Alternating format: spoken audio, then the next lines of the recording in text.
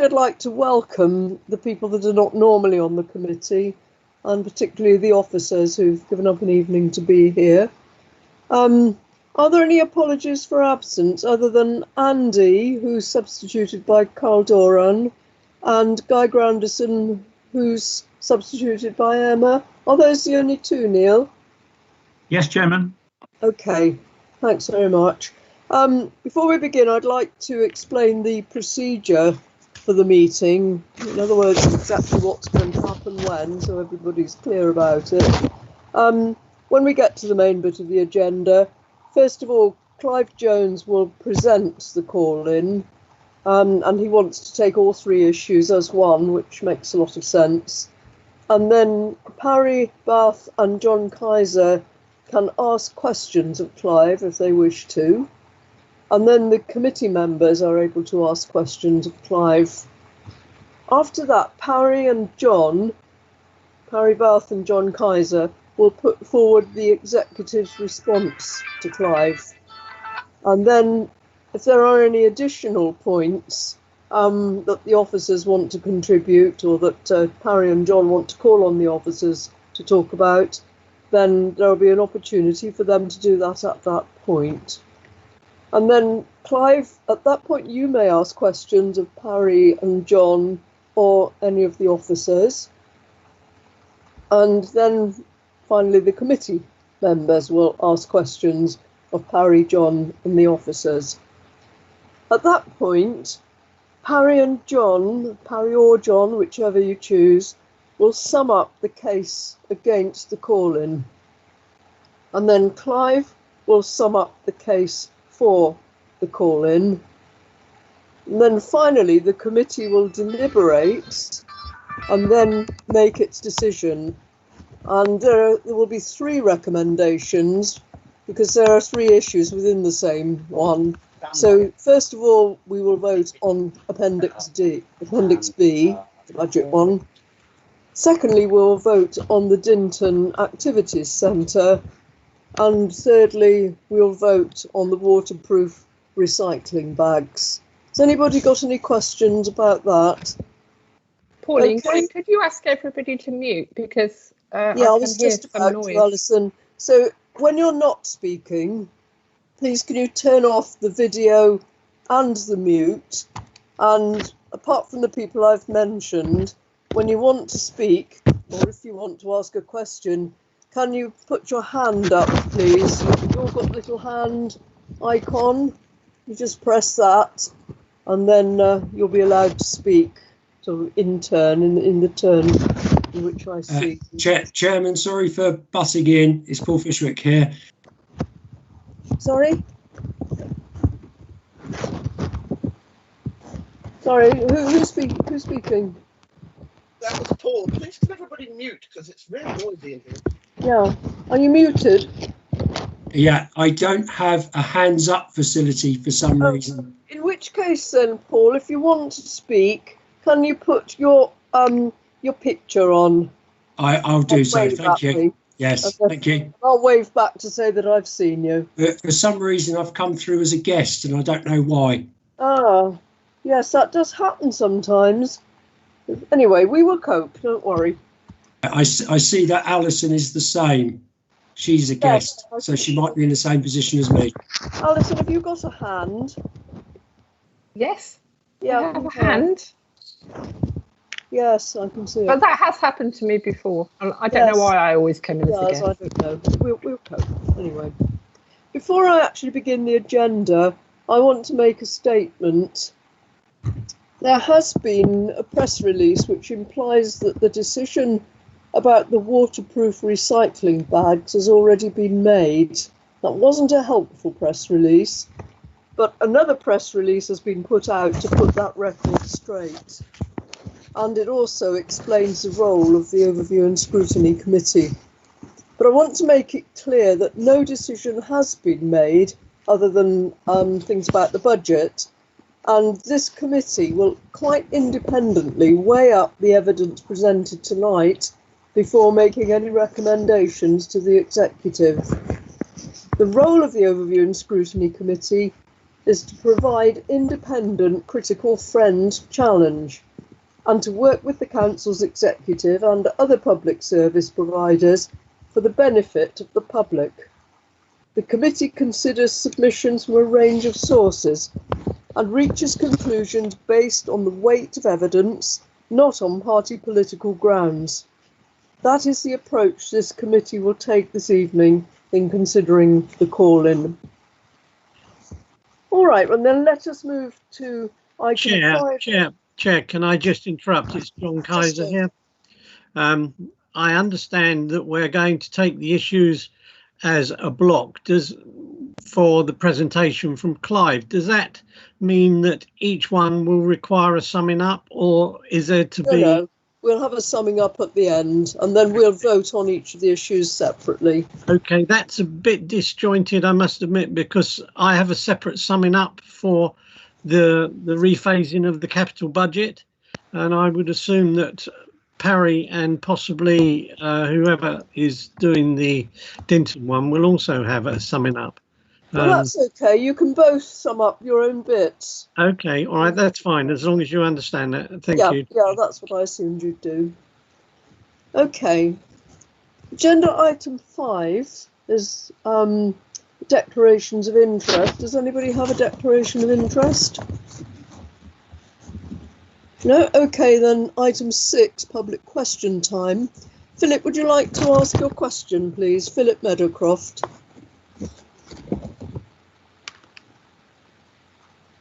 If you'd like to put your video and your microphone on. Thank you, Madam Chairman. Please confirm that notwithstanding the contents of items 27 and 28 on the agenda have been called in by opposition councillors, will you ensure that the meeting is conducted at all times on a non-partisan basis to enable an intellectually honest, transparent and civilised discussion and outcome on issues which are critical for local democracy? Thank you. And the answer is yes. And you've already heard me make that assurance in my initial statement. Thank you. Right. Are there any member questions? I don't think there are there, Neil? So we will now move. Just on that point, Chairman, Mr. Meadowcroft is allowed a supplementary question if he has one. Please, I do beg your pardon. Have you got a supplementary question? Thank you. It's all to do with the delivery, I suppose. And I did not, of course, know that you were going to make that statement beforehand, because to an extent I have duplicated it, and I thank you for that. We shall be watching very carefully how matters progress. Thank you very much. Thank you. Not really a question, more of a comment. Never mind. Right, now we move to items 27 and 28, which will Sorry, Chair. Someone is sharing their screen, and I'm not sure why. Well, I am, but then I'm expecting to. Ah, it's stopped now. Thank you. Sorry. Right. Okay. Items 27 and 28 will be taken as one because they have got links. And so I'd now like to ask Clive if he will present his call-in on all of those three issues. Over to you, Clive.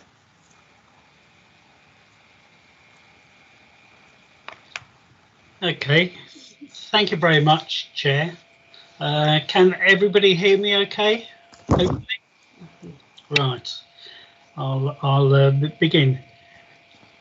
We recognise that Wokingham Borough Council officers, and indeed many councillors, have worked very hard in the last 6 months during very testing times, and have been flexible in taking on additional and extra roles to help our residents. And this is of course very much appreciated. John Horsell and John Kaiser have given regular briefings to opposition leaders. These were very much appreciated by us, and it enabled us to have some input into the council's affairs in these very difficult times. Although we recognise how hard everybody has worked, the basic organisation of the council has to continue, and this includes proper information coming before committees at the right time. It's very clear that corners cannot and should not be cut by councillors. We want to make it absolutely 100% clear from the outset that this call-in would not have been necessary if the executive agenda for the 30th of July had included all of the information that was required to provide backup for the executive to make an informed and proper decision. In our view, this was not the case. There has been a quite ridiculous assertion from the leader of the council that this call-in has delayed the council making a decision, and that this delay will cost several £1,000s, perhaps somewhere between £91,000 and £98,000. The forward executive programme for August to November 2020, published on the same day as the executive, the 30th of July, at 11:48 a.m. in the morning, announced that this proposal to mitigate against wet paper would be on the agenda for the executive meeting on the 24th of September. Plastic Hessian sacks, also known by some as just purely Hessian sacks, would therefore go to the September executive for final approval. This confirms that the hold-up is not because of the call-in. It is entirely due to the executive not getting all of the information that they should have got when they considered these agenda items on the 30th of July. The Liberal Democrats didn't call in this decision until several days after the executive meeting. The hold-up, therefore, is not with the call-in, it's with the Conservatives, and it's them who have cost the council and the taxpayers nearly £100,000. A call-in is required because of the following points. There should have been an assumption in favour of openness.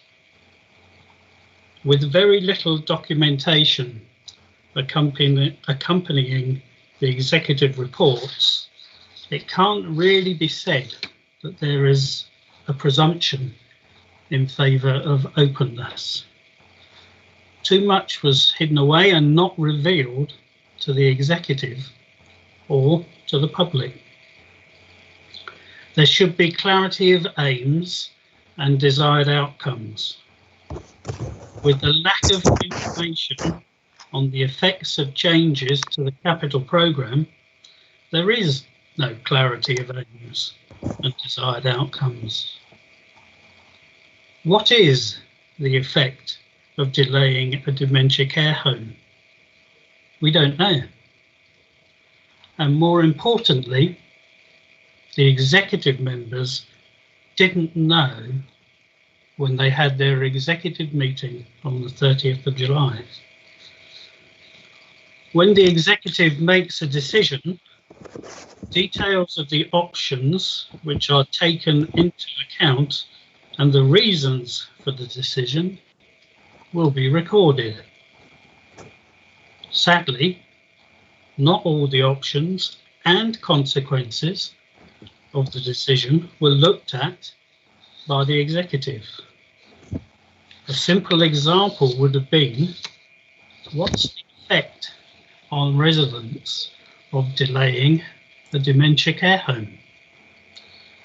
The options appraisal for the Hessian Sachs was not included in the papers provided to the executive on the 30th of July. They weren't available to the public either.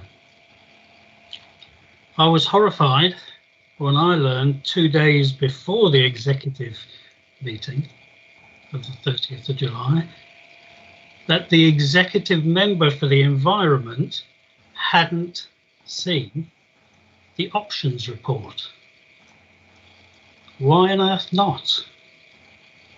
36 hours before an important executive decision was going to be made, and he hadn't even seen the options report.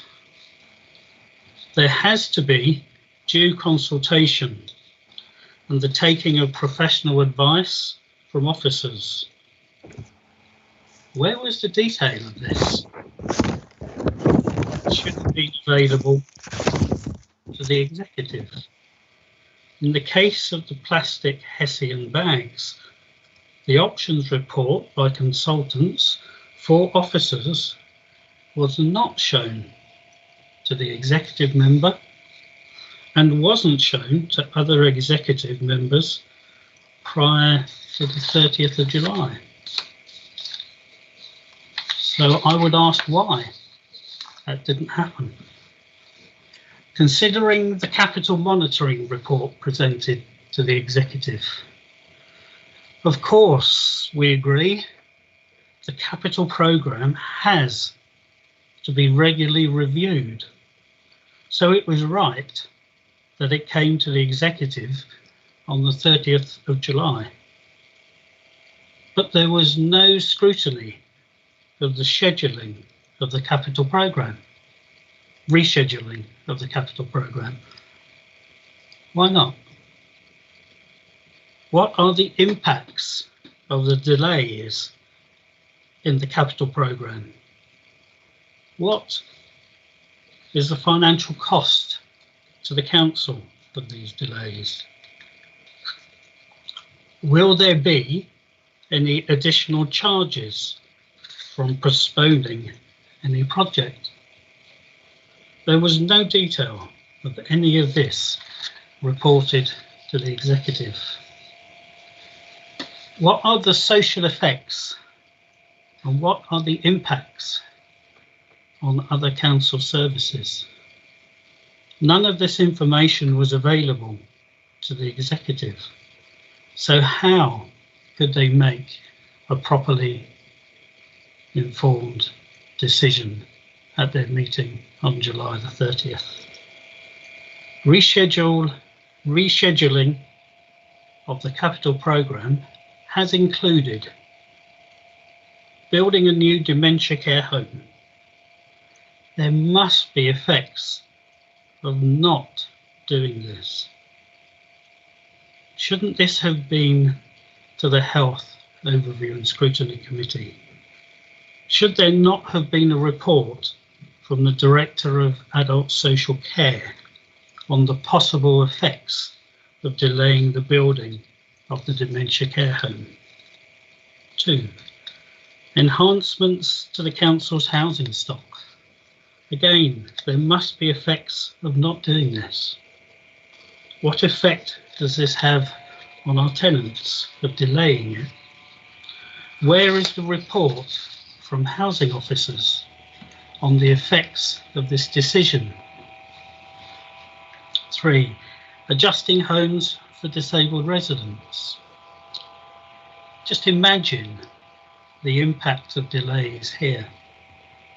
If you need a bathroom readjusted, you need it done as soon as possible. Usually because you have just reached that time in your life when you are not as mobile and you are not as agile as you used to be. Where is the report that deals with this delay and the effects of this delay? Considering the Dinton Activity Centre,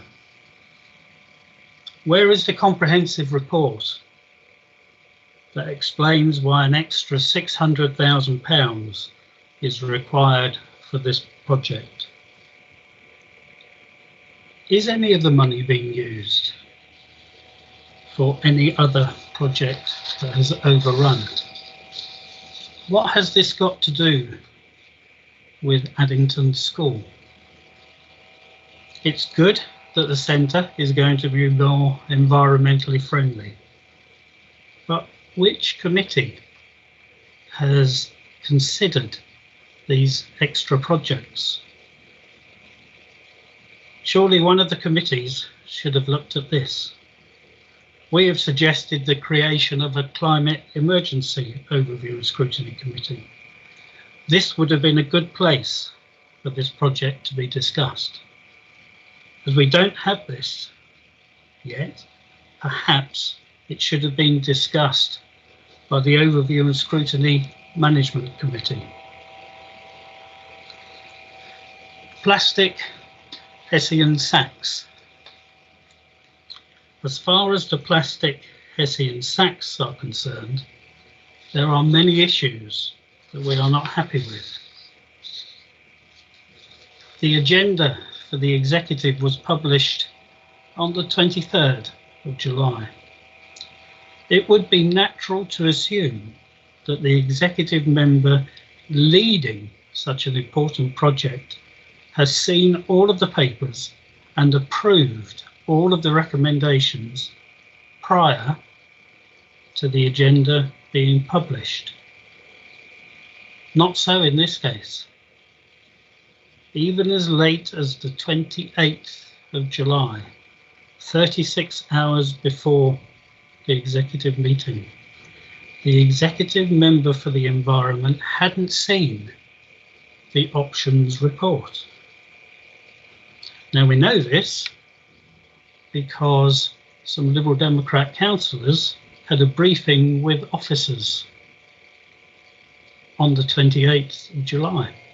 We asked to see a copy of the options report, and we were told that officers would have to check with the executive member first because he hadn't actually seen it yet, and we couldn't see it before him. We were told that the consultants looked at plastic lids, plastic Hessian sacks, and plastic shower caps. How many consultants, how many councils have the consultants recommended plastic Hessian sacks to? It's a valid question, which you would have hoped executive members might have asked if they had the opportunity on the 30th of July. Why weren't wheelie bins looked at as replacements for black bins? Many residents in the borough will have thought they should be looked at and won't understand why they weren't looked at. Why were the cheaper lids rejected? There was going to be a trial in 2 wards earlier in 2020, but it was cancelled. Probably because the consultants came in with a suggestion for plastic Hessian sacks. Why were shower caps rejected? This is probably the cheapest option. It's very easy to tie a plastic shower cap lid to an existing black bin. When this is done, the shower cap doesn't blow away like plastic Hessian sacks will blow away in high winds or even strong winds. I've spoken with independent members of the Institute of Waste Management. They are in absolutely no doubt that plastic Hessian sacks will blow away when it is windy, even with 350 gram weights in them. By the way, 350 grams is about 3/4 of a bag of sugar, so not particularly heavy. Once these sacks are full, they can be heavy and cumbersome to move, unlike black bins, which are easy to carry by their handles.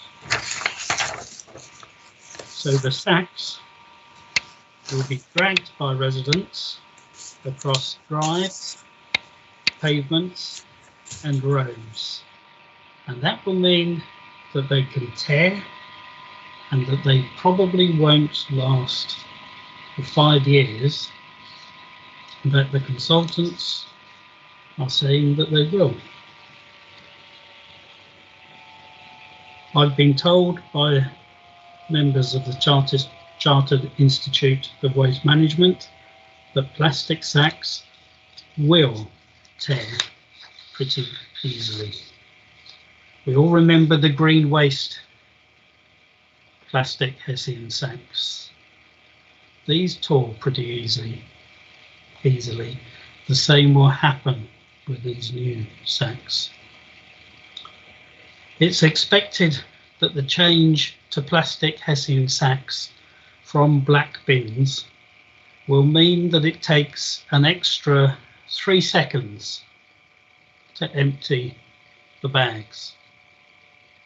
These 3 seconds add 235,000 to the costs of waste collection. It's a new truck and it's a new crew. The executive didn't see any study that said it takes an extra 3 seconds to do this. Why didn't the executive see any study that backed up this claim? 1, 2, 3. That's how long we're told it takes to unlock the Velcro flap on the top of the sack and open it. Does this 3 seconds also include the time that it takes to close the flap securely, to stop the sack getting any moisture in it or any rain? Of course, if they're left open and they get damp, the sacks won't be that much help to us. What if it's 5 seconds or 6 seconds? Does that mean that we then need 2 trucks and 2 crews, a further 235,000? A simple question that the executive might have asked, but no one did, because they didn't have enough detail in front of them when they were making their decision. You probably think there would have been an assumption of rainfall that we will be making, that will be making our paper and cardboard wet when residents put their bins out for collection. But where is this assumption of rainfall? I didn't see it in any executive papers on the 30th of July. I can't find it anywhere. If we are just looking at last year, wasn't last year the wettest year for 100 years? Residents will have to ensure that plastic Hessian sacks are not overfilled and the Velcro is sealed carefully. How many of us have occasionally overfilled the black bins with oversized cardboard overflowing from the bin. I see quite a few people doing this as I move around the borough on bin days. Can I finish by addressing the chair of this committee? Pauline, you have been a councillor for many years.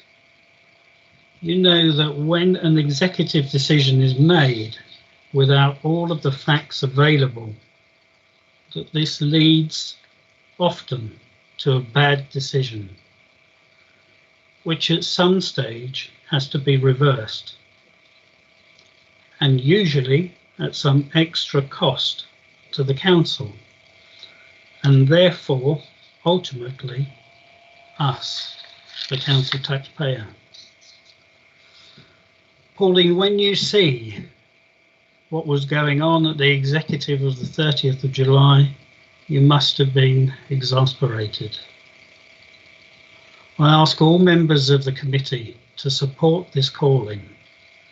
We have to ensure that the relevant backup for the executive to make an informed and proper decision is presented to them before they make financial decisions. Thank you very much, Chair. Thank you very much indeed, Clive. That was a very lucid presentation. Thank you. I shall now ask whether Parry Bath or John Kaiser want to ask Clive any questions. If one or other of you could put your hand up if you do, please. Parry.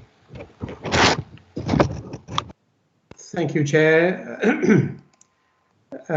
Clive, you made the point that I hadn't seen the report by the 28th. Yes, the report was made available to me via John, both John Halsall and I received the report on the 28th. So I had seen the report around about lunchtime on the 28th. So I don't know why officers would say to you I hadn't seen the report, but because it was given to me late around about 1 o'clock time on the 28th of July. We had to digest the report naturally, and we made a conscious. You a second. Can you ask your question, please, of Clive? You can make your presentation later. I will, Chair. Listen to question. Yeah, as I understand it, the report was made available to you on the 7th of August. Am I right in thinking that?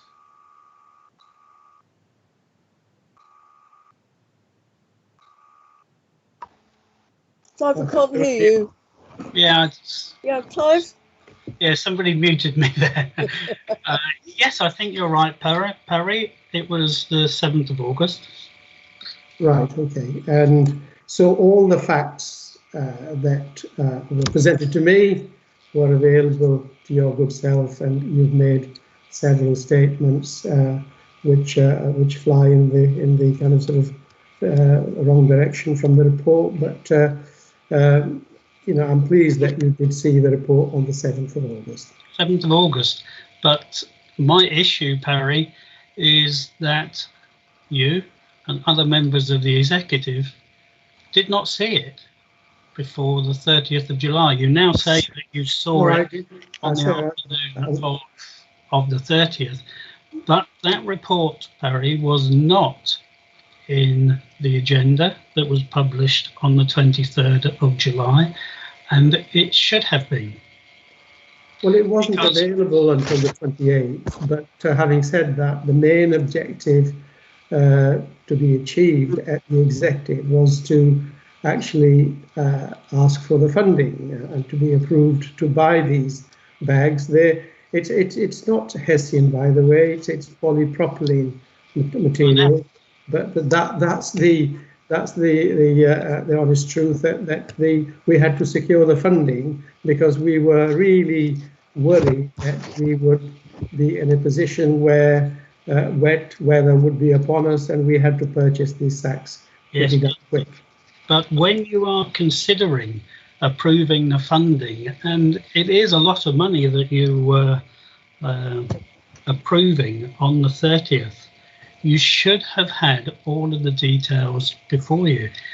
Then got them a day or a day and a bit before the executive, but they should have been published on the 23rd of July in the executive papers for you, the other executive members, and members of the public to be able to see all of the information.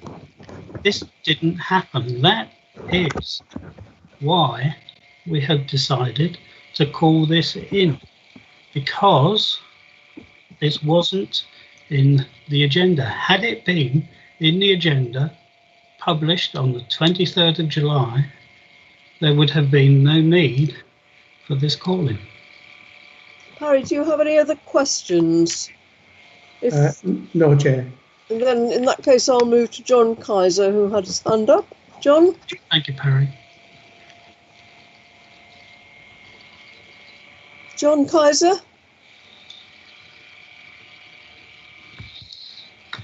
Pauline? Chair? Sorry. Thank you, John. Yes, go ahead. Right. I think it's rather than to question Clive, it's better for us to, or it would be better for me to make the position clear with regards to the finance. So I do not want to ask any questions at this moment. If you, I would rather talk about the finance and the reason behind that. Okay, can you leave that to your presentation then, please? Yes, I can. Thank you very much. Does any member of the committee want to ask Clive any questions?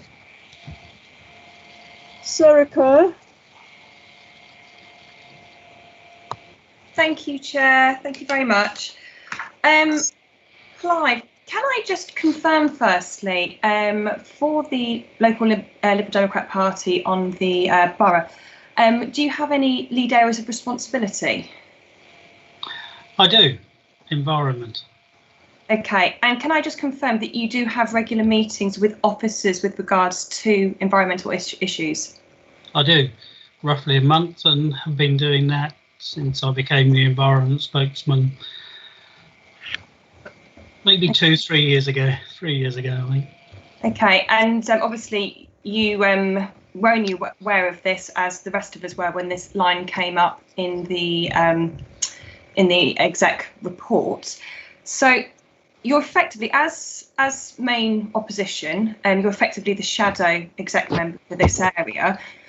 Would you normally expect to have some kind of information like this sooner? Yes. We have been asking questions. I haven't got my notes handy of the meetings with officers that we have every month, but I am sure that we became aware at the end of last year that there was going to be a trial for some plastic lids in 2 wards, and we regularly asked when the trial was going to happen.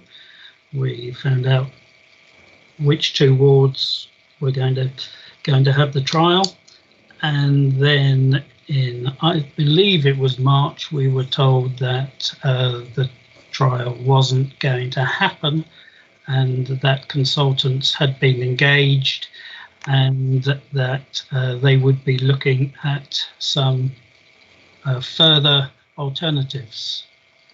And then we find that it is going before to approve the finance, but no backup papers with it. Okay, and I know that one of the reasons for this call-in was Ground D, which is about openness. There's some rebuttals in the agenda, and it states under this area that transparency of the process has been undertaken, and it cites the options appraisal, which is obviously an appendix here, and the finance in the capital and revenue monitoring report of the exec meeting. Does this answer your concerns about openness? No, it doesn't, for the reasons that I just mentioned to Perry. Okay, I've got one.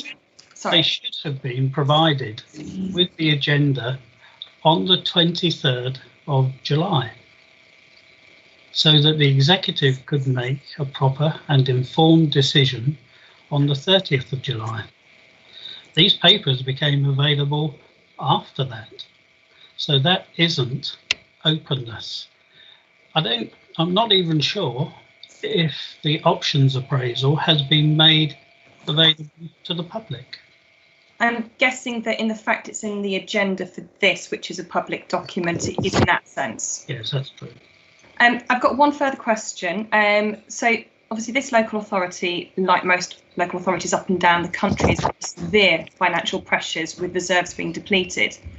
And the decisions made by the executive that we're discussing tonight demonstrate financial savings longer term. Have you any further thoughts on this? Because on the surface of it, this sounds like a good thing. Because they think that they can save maybe £600,000, because they say that the cost of not doing anything was £600,000. That figure may now have come down to £400,000. I'm not sure if that is an official figure or not. We don't know how that £600,000 figure has been arrived at. The executive committee of the council should have known how that £600,000 figure was arrived at. We don't know what rainfall assumptions have been made to get to that £600,000 figure. Have they assumed that in October, November, December, January, February, that it rains 3 out of 4 weeks? And it might feel to some of us that it does actually do that, but does it? Did it last year? Last year was the worst year for rainfall in 100 years. So I don't know if those figures are right. There's no proof that they're correct. Thank you very much. Thank you. Andrew Mickelberg. Yes, thank you, Chair. And Clive, I have 2 questions, if I may. Firstly, you said that you believe that it's really important that information needed to continue to come before scrutiny committees, supported by robust reports. Are there, in your opinion and experience, any exemptions to this, or any times when you feel there's any scope for relaxing this, including, as Sarah just alluded to, during what are, exceptionally worrying times financially? So that's my first question, please. Well, simple answer, Andrew, is no. There aren't any exceptions. I have, I think, read it in the press that maybe there should be some exceptions accepted this time because of COVID-19. And I deliberately started off my presentation by recognising the tremendous hard work, the really, really good work that our officers and many of our councillors, our senior councillors, have put in over the last 6 months, which must have been very difficult, trying and testing times. But it isn't an excuse not to furnish the executive committee with all of the details that they should have had. May I ask a second question, please? Yes, of course. Yeah, Clive, you've recognised again the very hard work, of so many of our officers and councillors. Are there any specific aspects of this decision-making process and the matters that are before us tonight that you feel were performed well? And could you kind of try to pin down in just a very, very few words what you feel the main failings were. Where has this gone wrong, in your opinion? If we start with the Hessian Sachs, then there should have been a copy of the options report presented to the executive. It should have been in the agenda published on the 23rd of July.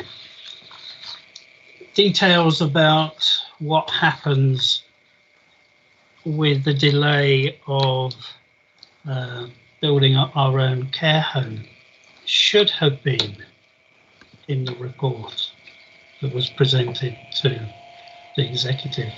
It wasn't. What would happen if we don't enhance some of our tenants' properties? Should have been in the report, but it wasn't. So then those are just three things, Andrew, that really should have been there and weren't. Thank you very much. Rochelle Shepherd-Dubay. Hi, Clive. I've got a couple of questions for you. How are the other authorities in Berkshire who have the same problem with wet paper, I'm assuming, since it rains in all parts of Berkshire, not just in Wokingham? How are they dealing with this problem? And were you told about this? Was anything looked at to see what they did and what they were successful in? Or are they having the same problem? I understand that both Reading and Bracknell, who are in RE3 with us, and also West Berks, use wheelie bins to collect waste paper and card.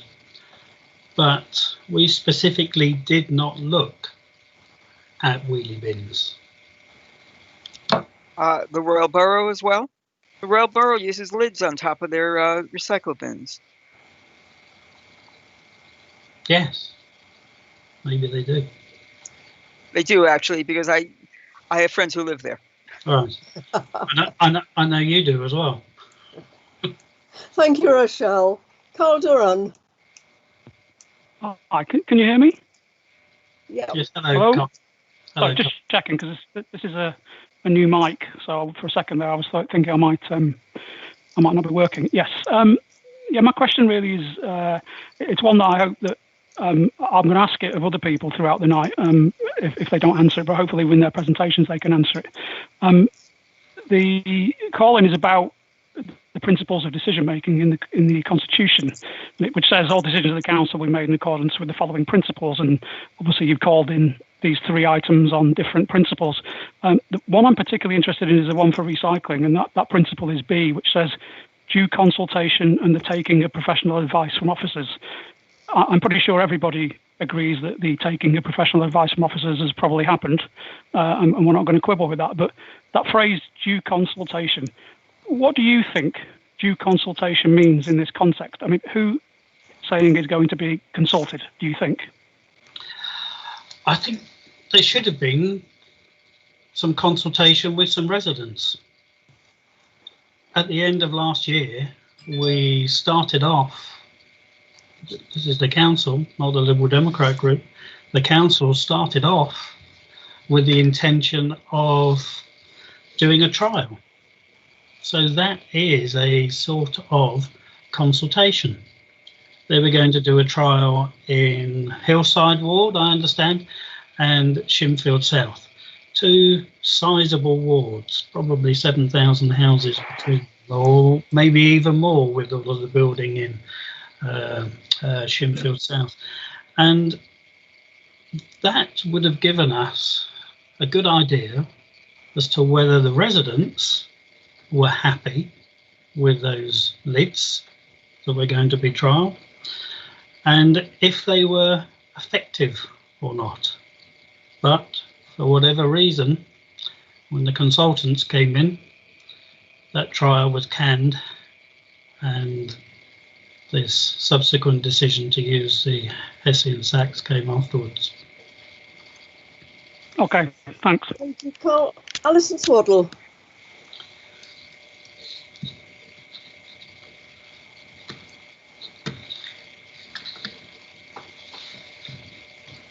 Clive, can you hear me okay? Yes. Just about. Clive, so what I wanted to ask is, you've called this in, and tonight you're going to receive a lot of evidence from officers. I think we've got, I don't know, about 8 here, a lot here tonight.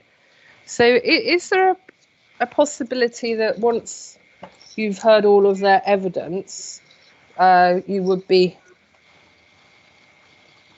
happy with the decision making, having learnt all of the background and the information that informed it? I'm afraid not, Alison, because all of what you say is going to be presented and told to us this evening is after the event. The agenda for the executive meeting on the 23rd of July, published on the 23rd of July, should have had all of this information in it, so that it was available then for all of the executive to look at, and that it was available for the public to look at. But that information wasn't available when this decision was made, and it should have been. Okay, thank you. Paul Fishwick.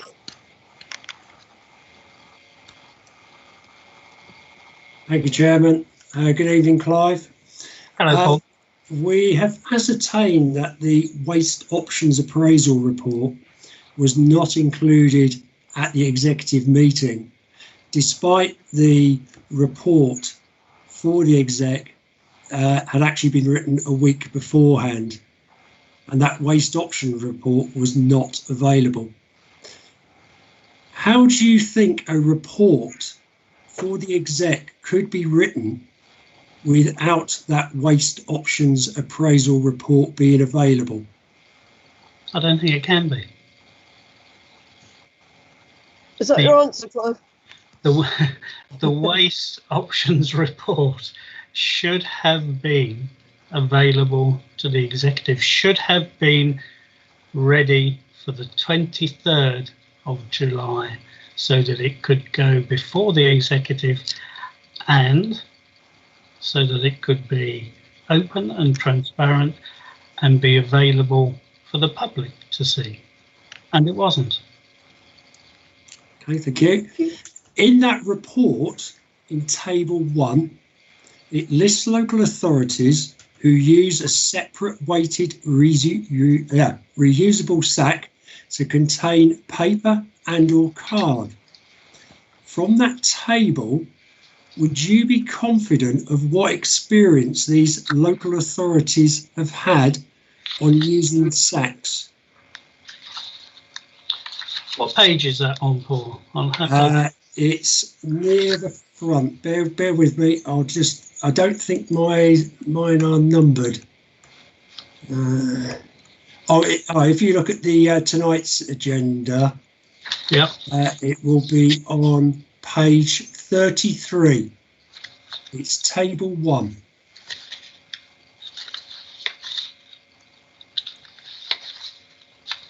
So there's a list there of local authorities who use separate weighted reusable sacks to contain paper and or card. From this table, would you be confident of what experience these local authorities have had on using sacks? Well, it doesn't, it's a day or two since I read this, but I don't remember it saying how long. Sorry, Clive, can I just interrupt you? There are a lot of things that are going to appear in our evidence which will answer the questions being posed by people currently. So would it not be better to hear the evidence for the other side before we continue with the questions, Pauline? But John, they are entitled at this stage to ask whatever questions they want. I quite agree with you. They're entitled, but I think it would be a lot helpful for everybody if they knew the other side of the issue and what was happening with regards. Well, we've only got one more question after, so I think you'll press on, please. Carry on, Paul. Okay, so shall I carry on with my answer, Pauline? Yes, please. And thank you. That's okay. I don't know how long these councils have been having weighted sacks.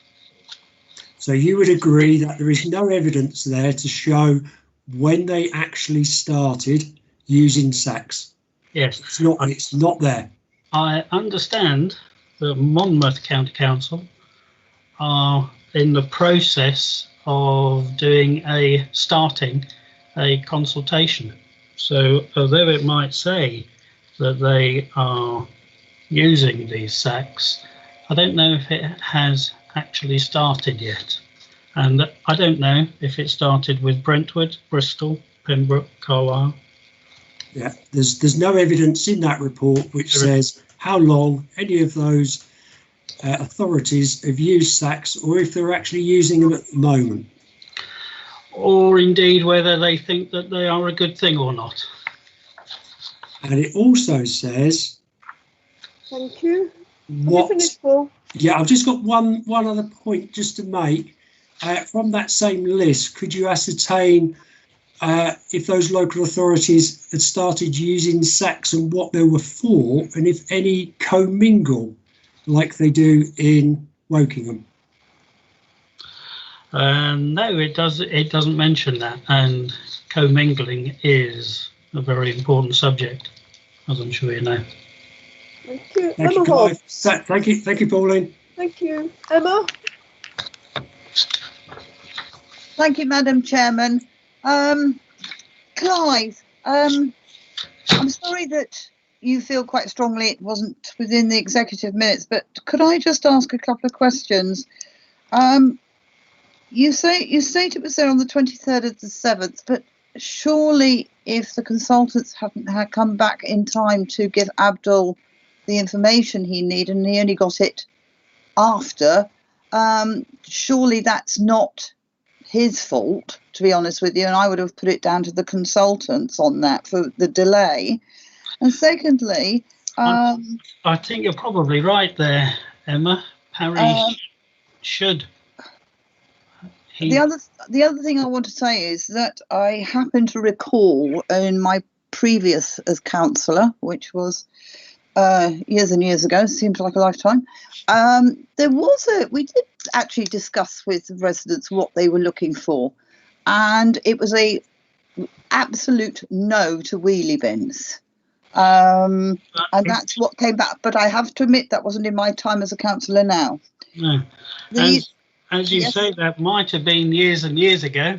I don't know when you were thinking that, but that could possibly be out of date now. Attitudes change. I personally was never a great fan of wheelie bins until we got our brown waste, green waste bin, and now I think they're great. Yeah, well, I think another question. Yes, I've got one more.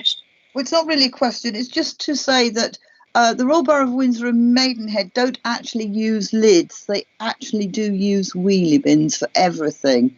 I'd just like to correct that, if I may. Thank you. Okay. Thank you very much. Well, thank you for all of those questions. John, we now move to you to make your presentation and say exactly what you'd like to say. And also, Parry, which one of you is going to go first? Is it John? What I think the best thing for me to do, Chair, if Clive's in agreement, I will run through the financial aspects of it, and then the operational aspects of it, of the whole of the cooling, will be dealt with by the individual teams. So if I could just say, I think the important thing, sorry, can you hear me? Yes, you're a bit faint. Your picture's a bit pale, but is that better? Excuse me, Pauline. Can I just check the questions to me? Yes. Are now finished? Are they? Yes, there's nobody else who wants to ask a question. Okay. All right.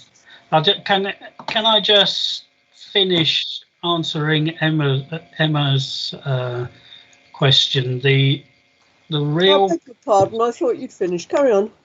The real point of this is that there wasn't enough information available to the executive on the 30th of July that should have been in the agenda that was published on the 23rd of July, and it is that process that has broken down and didn't happen, and that is why there is a call in. Okay, thank you. So if everybody now, apart from John, could turn their pictures off, please, as well as their microphones. Thank you. Over to you, John. Thank you, Pauline. I think one of the issues around this is that we need to make the point that we weren't agreeing to the SACs. My role here is really, I try to explain my part in the consideration of bags to replace the current black boxes. As the executive member of finance, I'm responsible to ensure capital funding is made available to facilitate services provided to residents, and to ensure that those services are properly funded, and to make sure these services are delivered in the most cost-effective way. In this case, we have a self-funded borrowing which delivers circa £400,000 per annum of cost savings. I do this in conjunction with the 151 officers and his team. Normally, this is agreed during the budget round, but with the understanding should circumstances change, there may be reason to amend or substitute or transfer funds from one project to another, depending on the critical path and additional pressure arising due to unforeseen circumstances. No doubt my colleagues responsible for the portfolio waste will explain the background. But the initial report came with several options, as I understand it, recommended by officers, to save the council some gross £600,000 per annum, which nets down to £400,000 once the additional costs have been taken into consideration. This request for the funding followed the route to the executive in public, where it was presented so the funds could be ring-fenced in the event they were required to fulfil the requirement of the service. So they would have been available at some future date should the decision have been made, which is good financial management. And again, my final comment on this, and Clive has alluded to this, I am reliably informed that the current cost of the delay in implementing this is around £13,000 per week. And to put it into perspective, that's more than 50% of the total weekly revenue we collect from car parking across the borough pre-COVID. So you can understand the urgency and my keenness to make sure that the money was made available should the implementation be agreed at a further meeting of the executive. With regards to Dinton, if I could just touch on Dinton, because I think it's important I get the financial aspects of these out of the way. When it became apparent that the cost of developing the development of Dinton was going to overrun due to planning issues, a supplementary estimate was prepared and brought to the executive in public at its earliest opportunity. And as far as I can see, that shows the system that is working. In the past, we have seen overspends just turning up in the budget monitoring report. This, in fact, was as I say, a supplementary estimate that was brought to the executive at its earliest opportunity. If I can just move on to the rephasing of the capital programme. The capital programme forms part of the MTFP and as such is fully funded, much in the same way as the revenue budget is. In the past, normally 60 to 70% of the capital programme is delivered in that budgeted year, and this is due to issues such as changing priorities and the inability of suppliers to deliver the full programme. This leads me to the deferral of the next budget year. This year is different as COVID-19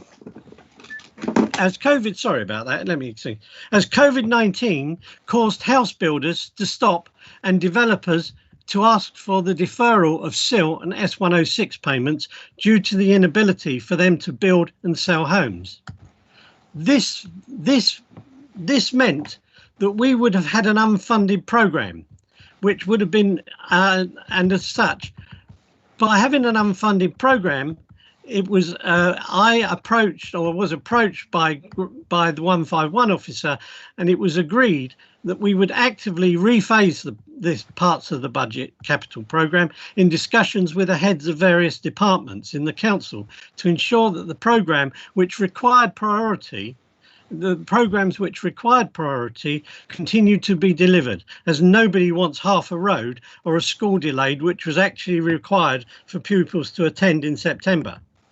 Failure to take such action would have been reckless in the extreme. A notice was given, but not the details, and it was flagged up and discussed, as Clive has just mentioned, at the emergency briefing meetings given to all parties, which took part twice a week between the leaders of the various parties during the height of the COVID-19 crisis. It was notified that this action was under consideration, and as such it should not have come as a surprise to members of the other parties. When it was known the extent of the slowdown of the SIL and the S106 payments, it was factored into the capital programme, and a list fully detailing the rephasing was included in the first quarter monitoring report presented and approved at the executive in public. Thank you. Thanks, John. Parry, would you like to have your go now?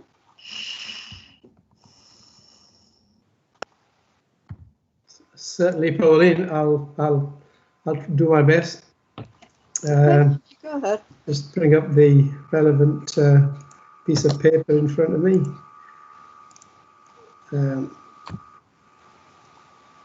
I think I'll do the Dinton Activity Centre first, because that's what comes in sequence, Chairman.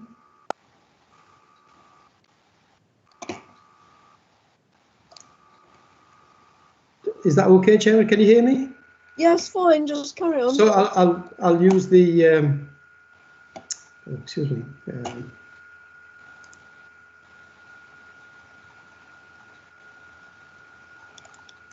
So the Dinton Activity Centre, as you know, it provides a wide range of outdoor education and recreation activities at Dinton Pastures Country Park. On a commercial basis, it is part of the wider package of facilities that make Dinton Pastures Country Park the second most popular visitor attraction in Berkshire. In addition to car parking and cafe income lines at the country park, the activity centre brings in something like just over £300,000 per year in direct income. The service is currently run from substandard building that has reached the end of its useful life. Without a replacement building, the council would be forced to curtail most of outdoor education recreation activities currently offered and forego at least some of that £310,000 a year in direct income. The original capital bid, if you remember, was £1.8 million for a replacement facility, which was submitted in 2018, with the expectation that the construction would be complete in 2020-2021. The building, however, was designed to provide additional facilities that will enable additional income streams to be developed, which would cover the additional borrowing requirements of the project. In other words, the project would be self-financing. As a result of pre-application consultation with the residents, the picture somewhat changed, because the local councils were also consulted, and a number of changes to the original scheme were made to soften the appearance of the building in this very sensitive and beautiful location. some of the structural requirements of the specialist parts of the building were not fully understood at the bid stage, specifically the loading requirements of the for the indoor climbing wall. Following submission of the full planning application, it became even more apparent that the Environment Agency requirements around the new pedestrian bridge and the biodiversity offsetting were more onerous than expected. And as a result of the changes that were required to the scheme, it became apparent that the cost of the project would exceed the current budget and that an additional 600,000 would be required to construct the new facility. The financial model was updated to reflect the increased borrowing cost for the project and the current fees and charging for the Dinton Activity Centre, and it showed that the project remains self-financing. So that ends my response to the for the Dinton Activity Centre. And if I now can switch across to the recyclable bags, which is the second response. On the consultation side, the council officers conducted a waste and recycling market testing exercise in 2017, if you remember, and that was overseen by a cross-party member task and finish group. And results of that survey found that majority of residents were in favour of recycling more and reducing waste going to landfill or energy from waste. They also supported the weekly waste collection methodology, and they were satisfied with the current waste collection service, in other words, the blue bags instead of the wheelie bins that were often talked about. In order to enable the council and the officers to support the outcome of this exercise, a culture of continuous improvements in the waste service has been adopted rather than radical changes to the delivery of the service. You'll recall that we successfully introduced food waste recycling in April 2019, and that led to an increased recycling rate, and it was seen by residents as a very, very successful scheme. And in December 2019, we kind of launched a Stamp Out the Damp campaign.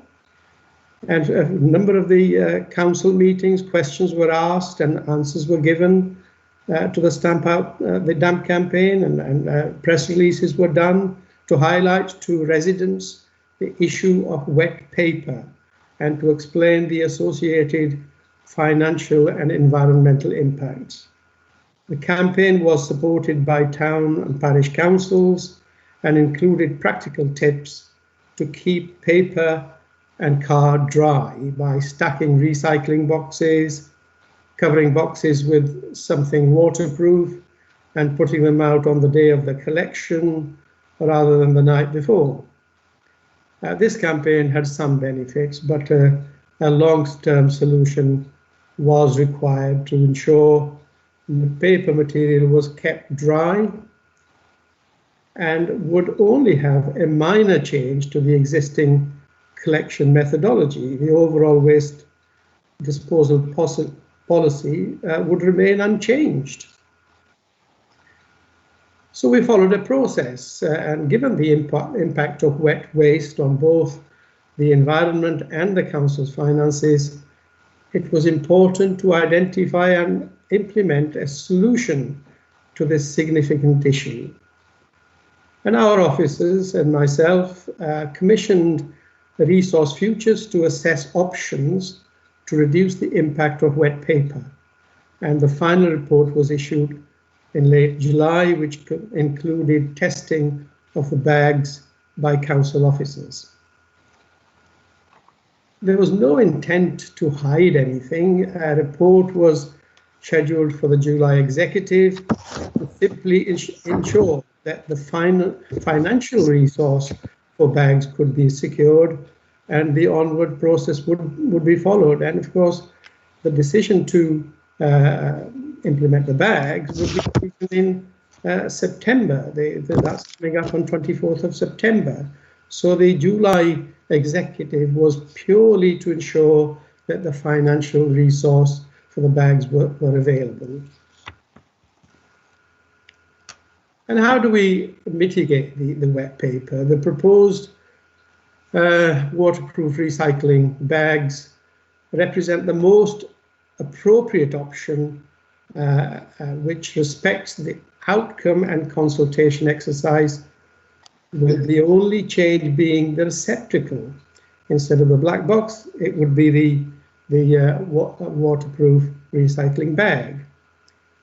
And the weighted bags are waterproof, reusable, sealable, and scored the highest in terms of the ability to maximize recycling, least financial impact to the council, minimum impact on the existing waste services.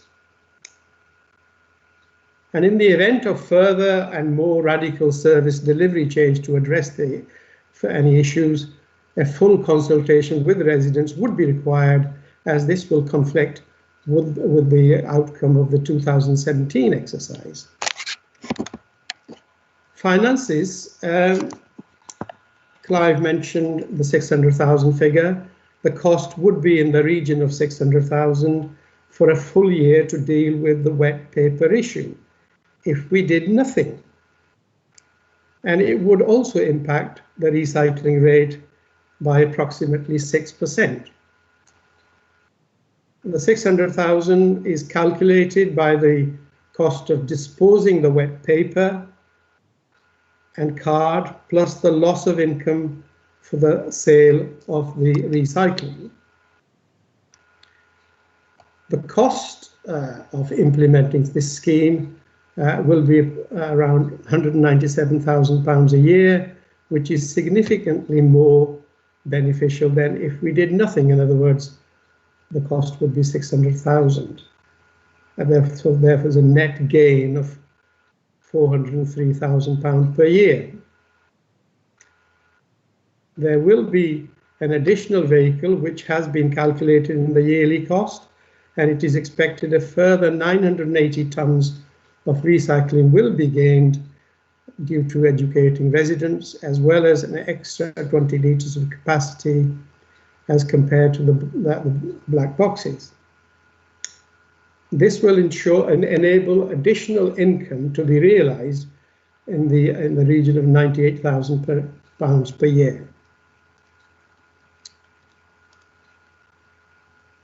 And so I draw to a conclusion that a thorough and comprehensive assessment has been undertaken by our officers to determine the suitability of the waterproof recycling bags.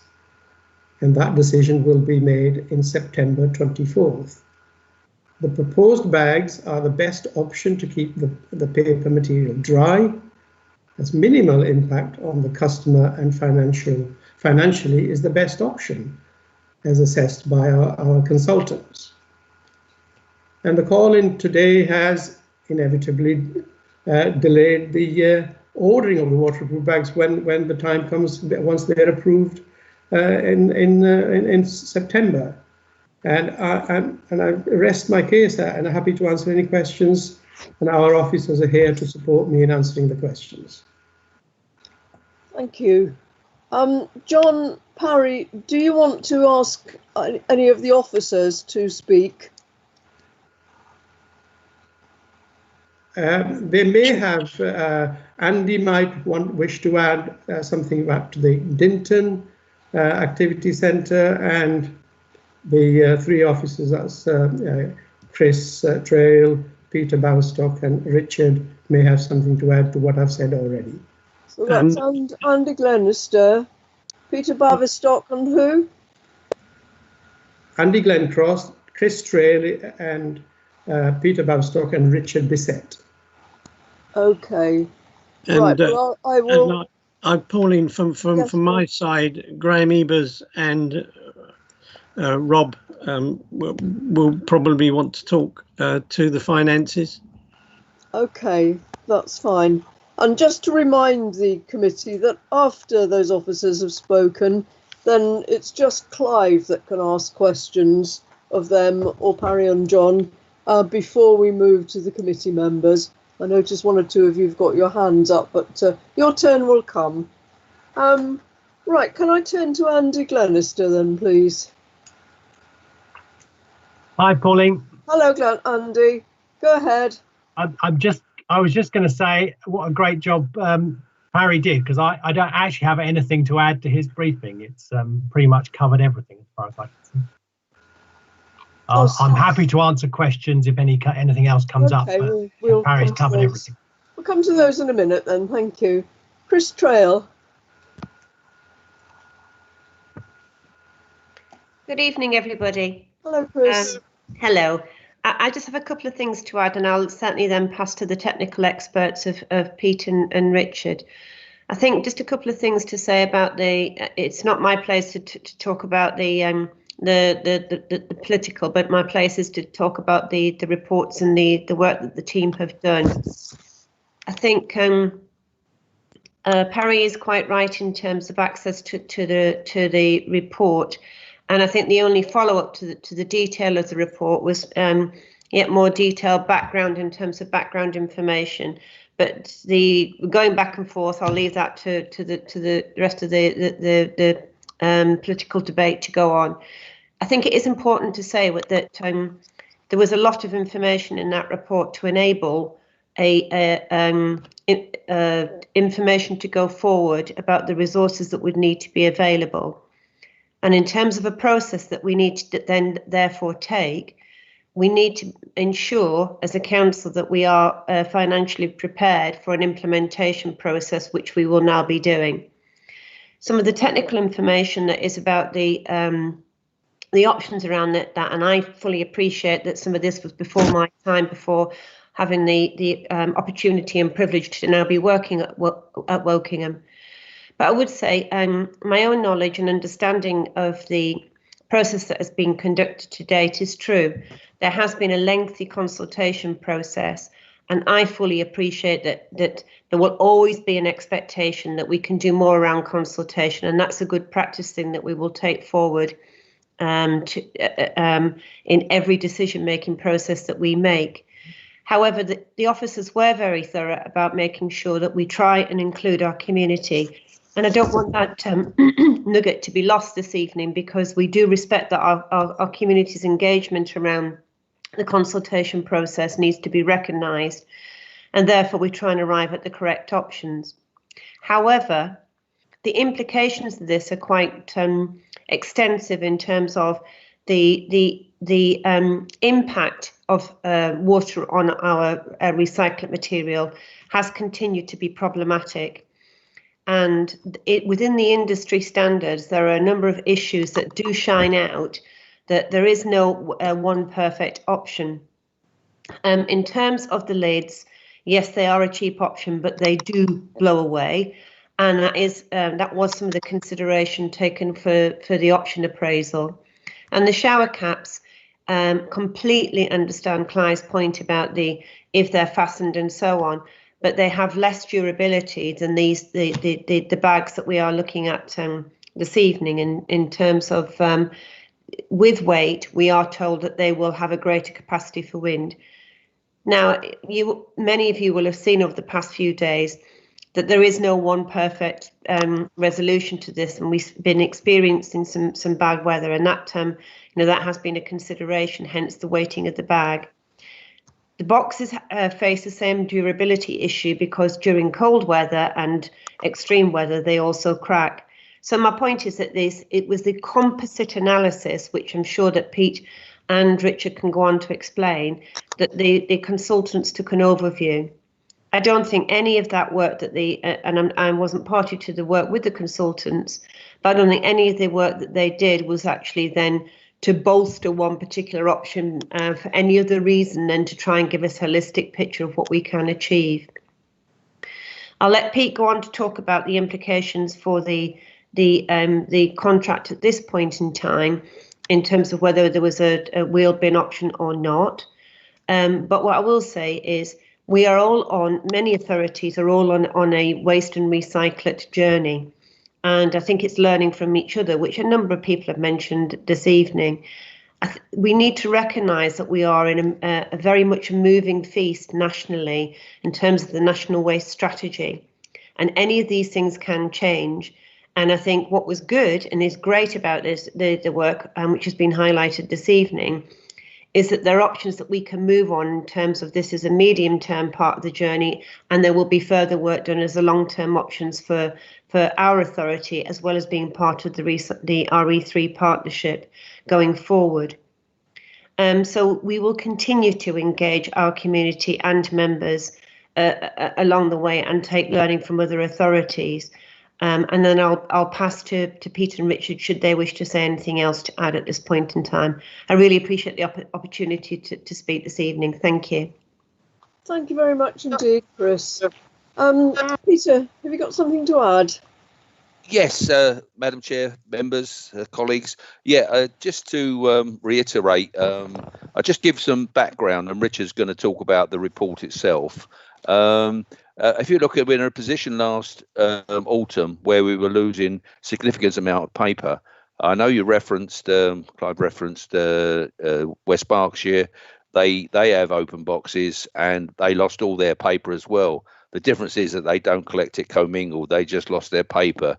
In many cases, we lost our paper and a lot of cans and plastic. So that wasn't good. So what we were working at through the winter, we were working at a solution to bring in this winter, this autumn and winter, and that has always been our ultimate goal, because we didn't want to be faced with this problem. It just came to us, and we had to deal with it as officers.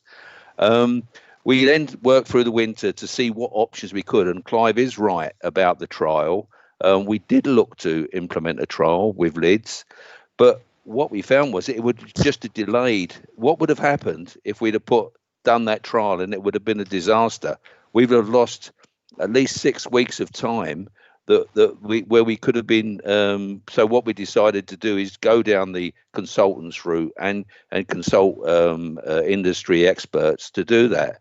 We had 3 consultants in line that RAP provided, a government organisation, and they were all very, very good, and it was very close in the end. And we selected Resource Futures, and they've delivered a very good report. There are some issues around what we were saying, some more details around what those councils are using, but that's really where we were. And we had a program to get a really good report for a short-term fix for this autumn. And unfortunately, that report wasn't available to go in the July executive, as Paul alluded to. And so we prepared the finances, and then we've got the executive report coming in September, which will have a lot more information, as does Richard's report tonight. Just to give you some context, we're talking about boxes, and Chris alluded to that. We replace 500 boxes a month, 500 boxes a month. So they're not super. And the other thing is that the bags have an integral way of sealing them. We could not guarantee that either lids or caps would ever be put out with either the lids or the caps in place, and so that was the guarantee. So I'll stop there, and I'll hand over to Richard, who may touch on the report. Thank you, Richard Bissett.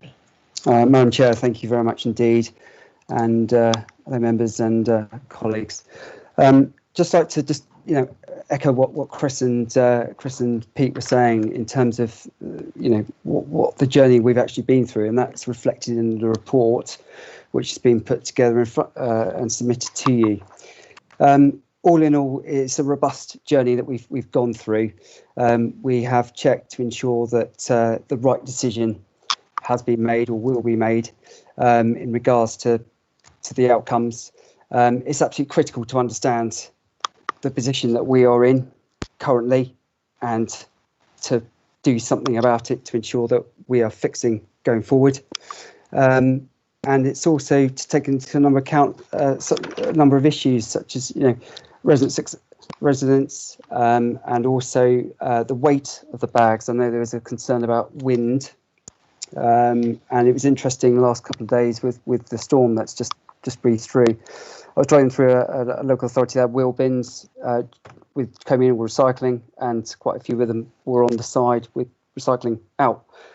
So there is no one stop which would cause a container that would stop wind from blowing over. But the bags are robust. I've used them in my previous life, and they do seem to work pretty well.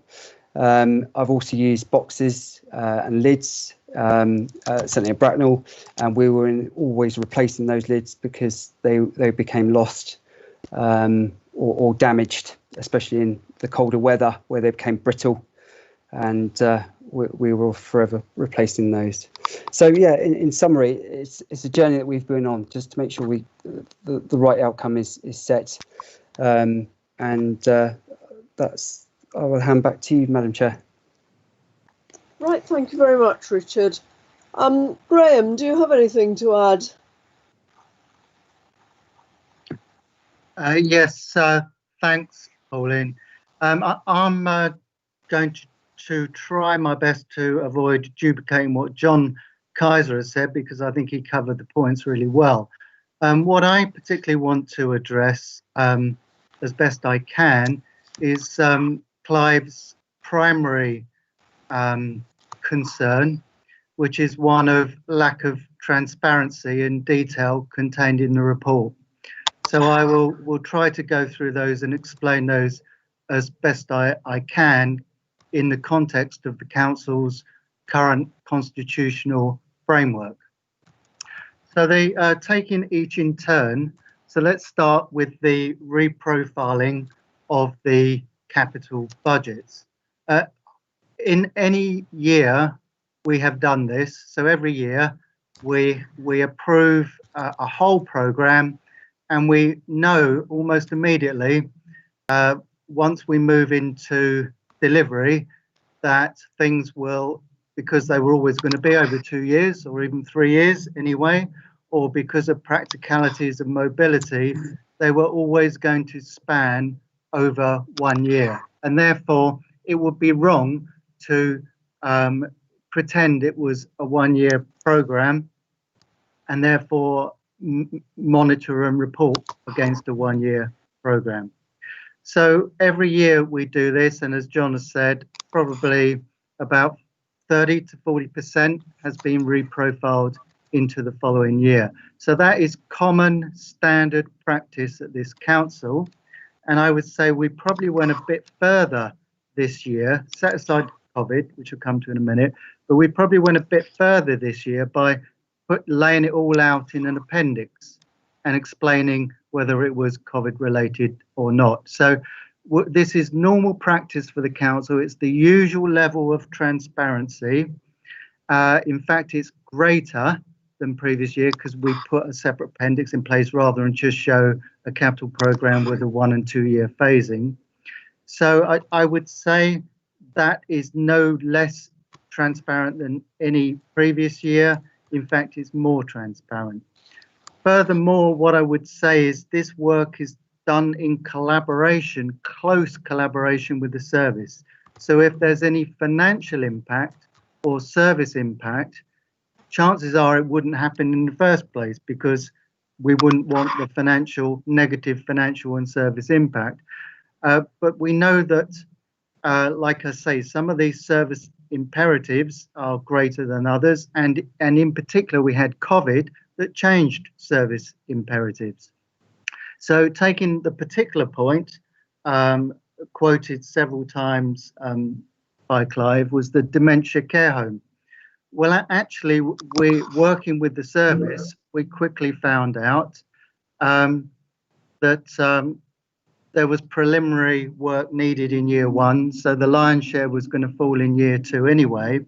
and indeed with the impact of COVID and the having obviously the effect on clients and the demographics of the clients, obviously the sad impact that COVID had on particular vulnerable groups, that the demand temporarily reduced as well. So we said that we would undertake this review this year, particularly exacerbated by the impact of COVID, which meant that our funding was much more precarious and service imperatives were changing.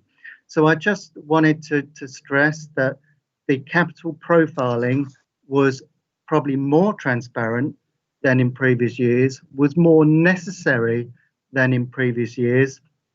And the fact that there wasn't a long narrative of consequence is because the consequence was minimal or non-existent in terms of the service and financial impact as a result of all the things that I've explained, some of which are the initial intention of when that site would actually be mobilized and functional. So that's the reprofiling. Moving on to waste, again, looking at the council's constitution, I understand, and I'm not saying for 1 minute, consultation isn't important, and Chris was absolutely right. We need to continue to consult on big issues. We have consulted on waste a number of times, one of which has been referenced already at this meeting. But I would say just constitutionally, and again, this isn't saying that we couldn't have consulted, but constitutionally, this was not a change of policy. We continue to collect waste once every week. We continue to collect it in the same way. It's just one of the vessels, receptacles, is changing from the box to the sack. So constitutionally, from a service perspective, I don't believe there is a need to seek executive approval for that. However, the approvals for the financing were required, and therefore it was an issue of notifying executive that there had been a change to the capital program through the purchase of the sacks, and that was self-funded, so there was no funding issue. So I'm just watching the chat that's going as well. There was no funding issue, and from a service perspective, it wasn't a fundamental change in contract. It wasn't a change in policy. So I think constitutionally, it possibly was more transparent than it needed to be. So, for example, if the supplier supplied the new vessels for collection, and therefore we didn't have to borrow and therefore seek that approval, then I believe we had authority to enact that without going to executive at all. So I think it's about the expectations of what needs to go into a public report and what the Constitution states, which is clearly around changes to policy and contract and what have you. But I understand, well, I was keen that this did appear in the report because I understand, of course, the wide impact of refuse collection across the community. It impacts on every household. Moving to Dinton, I think the same is true. It was the financial imperative that required it to go to executive and not the change to the service policy or the service operations significantly. And therefore it was set against the same test, which is, does it pay for itself? And the answer is, in both cases, it does. So I would say possibly because it pays for itself, it didn't even meet the threshold of needing to go to executive other than being noted as a incorporation into or change to the capital program.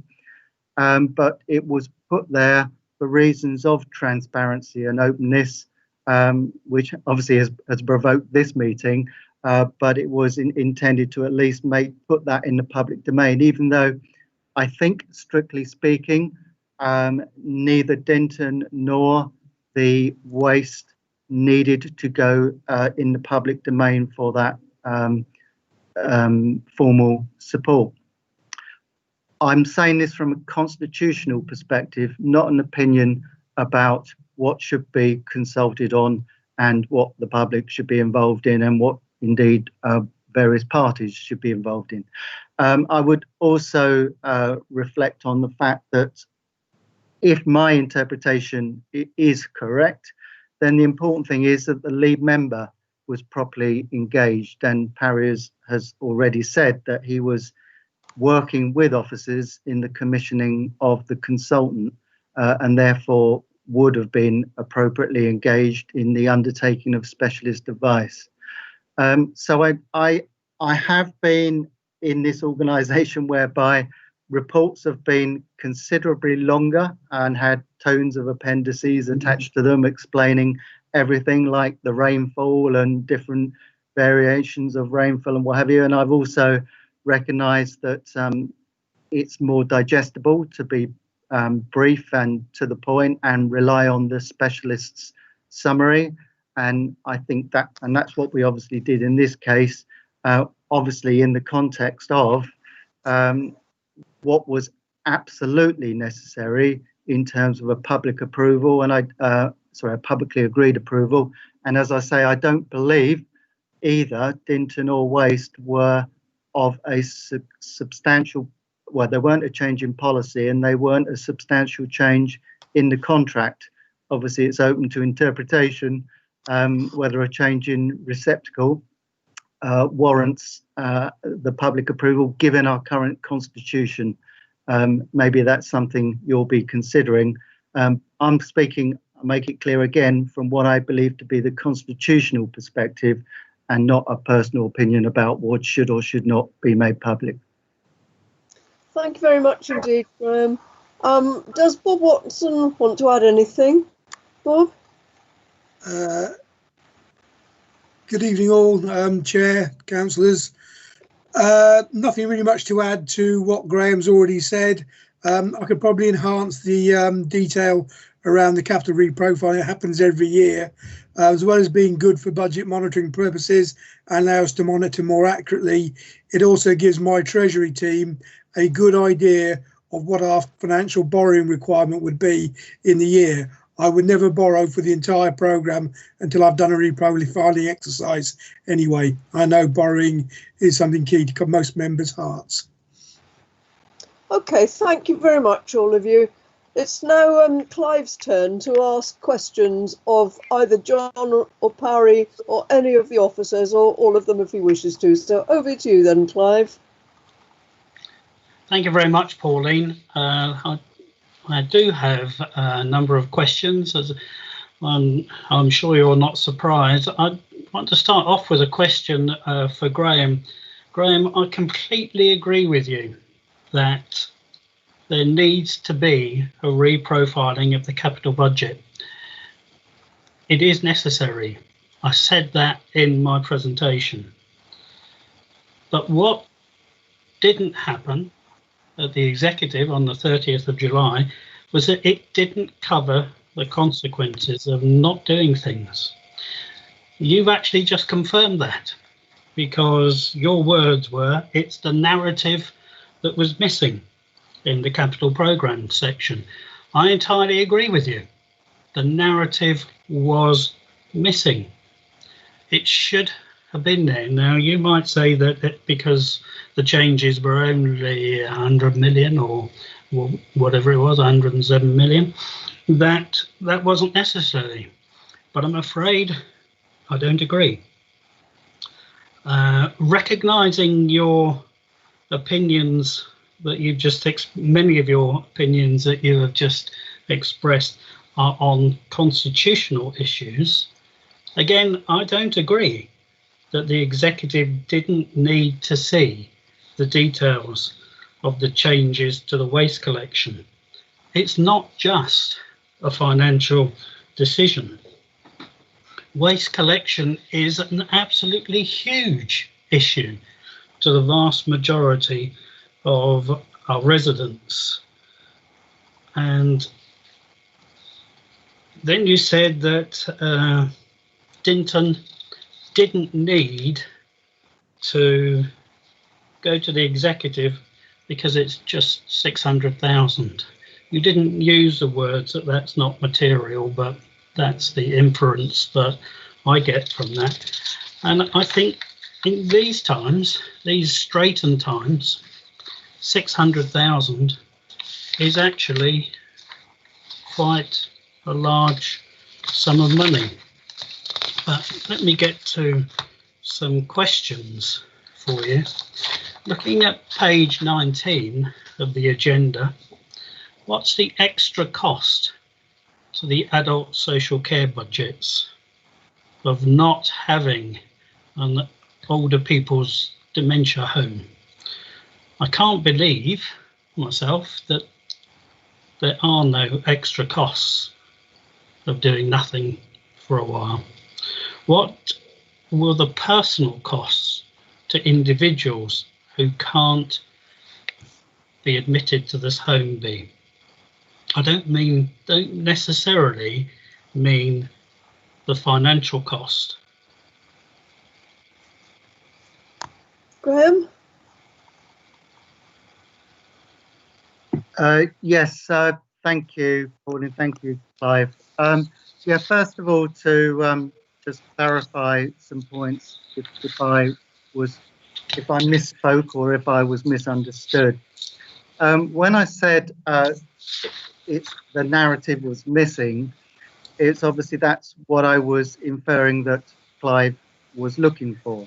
What I was saying is, because of the negligible impact, that list was put forward because that was palatable and of negligible impact, with the service and finance axes working together. So as I explained with the dementia care home, preliminary work always needed to be undertaken, and I suspect the expectation was to get the budget secured, to have it mobilised and delivered in year 2. And in addition, COVID had made a change to the pressures, the client pressures that were perceived prior to COVID. And at the time that the bid was initially put in place. So I know that Bob worked closely with all the service managers, and we cleared with directors. This is what we're looking to do because this is safe, prudent financial management. What are the consequences? And if there were consequences of any significance from a service or financial perspective, that would have been made available to me. My directors, fellow directors, would have raised concerns, and if it was financial, I would have raised concerns. So for numerous reasons, things can slip and it not have the impact that it initially was thought to have had. Furthermore, COVID, as I said, created a real financial ambiguity or threat, and I would say the cost to us would have been, and still can be, extremely severe if we press on regardless without having a real focus on what is really needed with the council's valuable, scarce resources that are becoming jeopardised, have become jeopardised and continue to become more jeopardised as time goes on. So I would say what we cannot for sure fund is a ploughing on regardless approach. That for me is financially reckless and could leave us financially unviable. Therefore, I fully support the process that we've put in place, and that Appendix A, which can of course be reviewed and changed, Appendix B I think it was, can be reviewed and changed every quarter, and I stated that in the report. This is a movable feast, so if it turns out that there are suddenly service or financial imperatives that give a case to bring something forward, we can do that. And that's why I've put this quarterly mechanism in. But to be absolutely clear, this isn't just a case of running through a list and ticking a few things and looking at what might be financially at risk. This is working closely with the services and the directors to be clear of the service and financial impact, and putting forward at this stage things that have negligible or no impact. Therefore, the missing narrative would say against each, no or negligible impact. Okay, so Graham, you don't think that the executive needed to be made aware of any of the impacts of not having a older people's dementia home? Can you answer that a little bit quicker than the last answer? Otherwise, okay, we'll still be here for Sorry, the answer would be to the same. The list was put forward as palatable reprofiling in the same way it had been in previous years. And of course, if it would have been a fuller report, there would have been a descriptor against each. But the spirit and intent of the exercise was to put forward those that had no or minimal service or financial impact in terms of the delivery of the scheme, with a massive positive impact of that we were not funding schemes unnecessarily without knowing where the funding was coming from. I actually think not providing the home is not a minimal impact for somebody that is needing it, but can we move on? Yeah, so, you made, sorry Clive, you made other points that I may or may not have said that I'd like to clarify if I can. Yeah, go ahead, Brian. Okay. When I gave my initial presentation of whether they, strictly speaking, from a service change perspective, needed to go to executive, I said constitutionally, I do not think so, because constitutionally requires policy change, for which there is no policy change with regard to Dinton or waste, and there is no new contract or anything like that. So I would say it falls in what one could say grey area of how significant is this change to warrant it going to executive, because of course officers, directors work within all delegated authorities, and maybe it's, like I said, something for you to consider whether a change in a receptacle is a sufficient enough service change. What I didn't say is, I didn't say it wasn't important, and I didn't say it didn't have a big impact on the community. I did actually say it impacts on every household in the borough, and would therefore was supportive of it appearing in an executive report, even if one might argue it might not need to, is what I said. Right. The other point is around Dinton. I didn't for 1 minute say £600,000 was not a lot of money. What I said was the change to Dinton was not a significant policy or service operational change from the original scheme. Of course, £600,000 a lot of money, but what I did say is that additional money was funded through the new scheme. Okay, Clive. Yes, thank you, Pauline. This is for Graham or for Bob.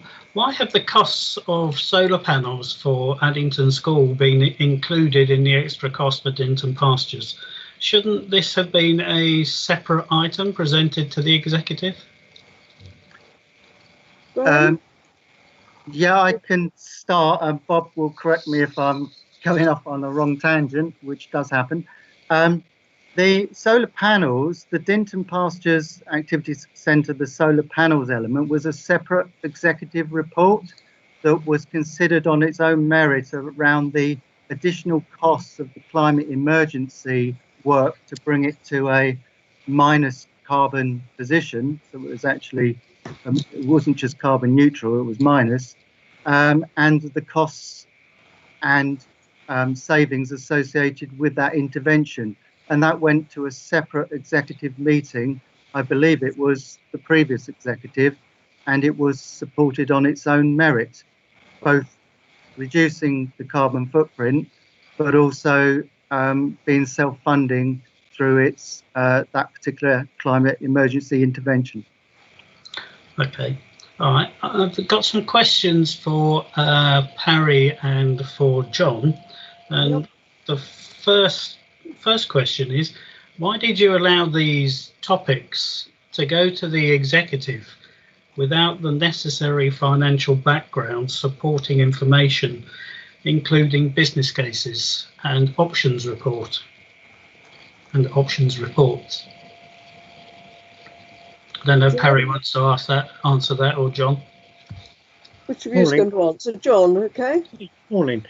First of all, I mean, say with regards to the resealable refuse bags, we were not approving the actual money. We were setting aside and ring fencing that money in the event that, had it gone to a full executive with a full paper, that money would have been available to do it, which meant we could have moved into action pretty quickly, got the bags ordered, and would have reduced the cost to the council. So the reason it was there was not, there was no slam dunk as far as I was concerned.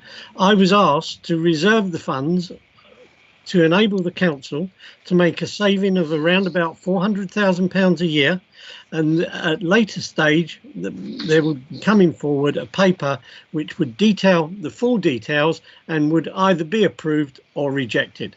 So there was no question about that money being done with that money other than ring fencing it for a possible opportunity in the future. So you thought that it was okay to consider the financial proposal without having the details of all the facts as to why you needed to spend that money. So that seems to be only half of the job to me. Well, that's your opinion, Clive. It is prudent financial planning. If you see something on the horizon, that you plan for that. And that's what I've done. We've allocated the funds, ring-fence the funds. If we do not go for the bags, if for any reason we decide another option, that money is there to enable us to make those savings that's being projected currently on the wet waste. But that's not quite right, because what is being said is that following the executive of the 30th of July, you would have bought these sacks. Not that the money just would have been ring-fenced until the executive had had the opportunity to look at the reasons as to why you were going down that route. You would have actually gone ahead and bought them before the executive had said to you, this is the right way to proceed. I would not, Clive. It's not in my gift to go ahead and buy those bags. As far as I was concerned, I was asked to ring fence the money for a paper that was coming forward in the future, and so that we could actually make the savings by taking advantage of the fact that our waste was no longer wet, and it meant that we could then sell it on to the recyclers. So are you saying that the sacks would not have been purchased immediately after the 30th of July executive, that you would have waited until the 24th of September before they were purchased? Well, the money is made available, and it's made available on the basis that a full paper is presented to the council and that paper is accepted. I mean, what you're doing is asking me to surmise whether or not this paper will be accepted. It's been recommended by consultants, it's been recommended by professional officers, which I don't claim to be. And all I can be guided is by those officers saying you need to make provision for this, because at some stage in the future we are going to need this money, whether we buy sacks, whether we put lids on it, whether we get wheelie bins, whatever it is. I purely made that money available so that money could be used in the event it was agreed what we were going to do going forward. Okay. Okay, Clive, any more questions? Yes, I've got another one. I've got one for Parry. Parry, would you have agreed to the bags being ordered after the 30th of July before a decision had been made on the 24th of September to go ahead with these waste proposals, would you have agreed? No, I think the main reason for the executive decision on the 30th was to, like John said, was to put aside money. I understand. Then there would have, what would have followed is consultation with the potential contractor who would manufacture those bags to negotiate a price going forward. And that would have happened prior to the decisions being made on the 24th of September. So you would have purchased them? No. You wouldn't? No. You would not have? I'm saying that discussions would have started with the potential contractors to make sure that they were the right people to supply us with those bags, but the decision would have to be made on the 24th of September, I beg your pardon. Yeah. Okay, thank you very much for confirming that, because what you have just confirmed is that the call-in has not delayed the purchasing of these sacks, and but it's Clive, it's delayed the discussions and negotiations, price setting, etc., with the potential. I don't think that it delays any discussions, but you have been very clear there, Parry, in saying that it hasn't delayed the purchase of the sacks. So the opposition cannot be accused of wasting £100,000 of the council's money. But I would come back to you and say, had that options report been ready for the 23rd of July, so it could have been discussed at your meeting on the 30th of July, then there would have been no reason for this call-in. But can I now ask Pete Baverstock some questions, please? Yep, indeed. Pete. Thank you, Pete. Looking at page 25 of the agenda tonight, it says that the report was formulated by consultants, was fully appraised by officers. By officers, yes, don't disagree with that at all. But it wasn't available for the executive on the 30th of July because it wasn't in the agenda, the public agenda that was published on the 23rd of July. Can you let me know why it wasn't? The full report had not been vetted by the project team. We've got a project group, and the project group had not vetted it and considered it. It was delivered to us in draft. We made some comments on it. It came back, and then it was presented to us in full to that project group. And unfortunately, it wasn't ready for the 23rd of July. So it couldn't have gone out as a report. As you know, we can't.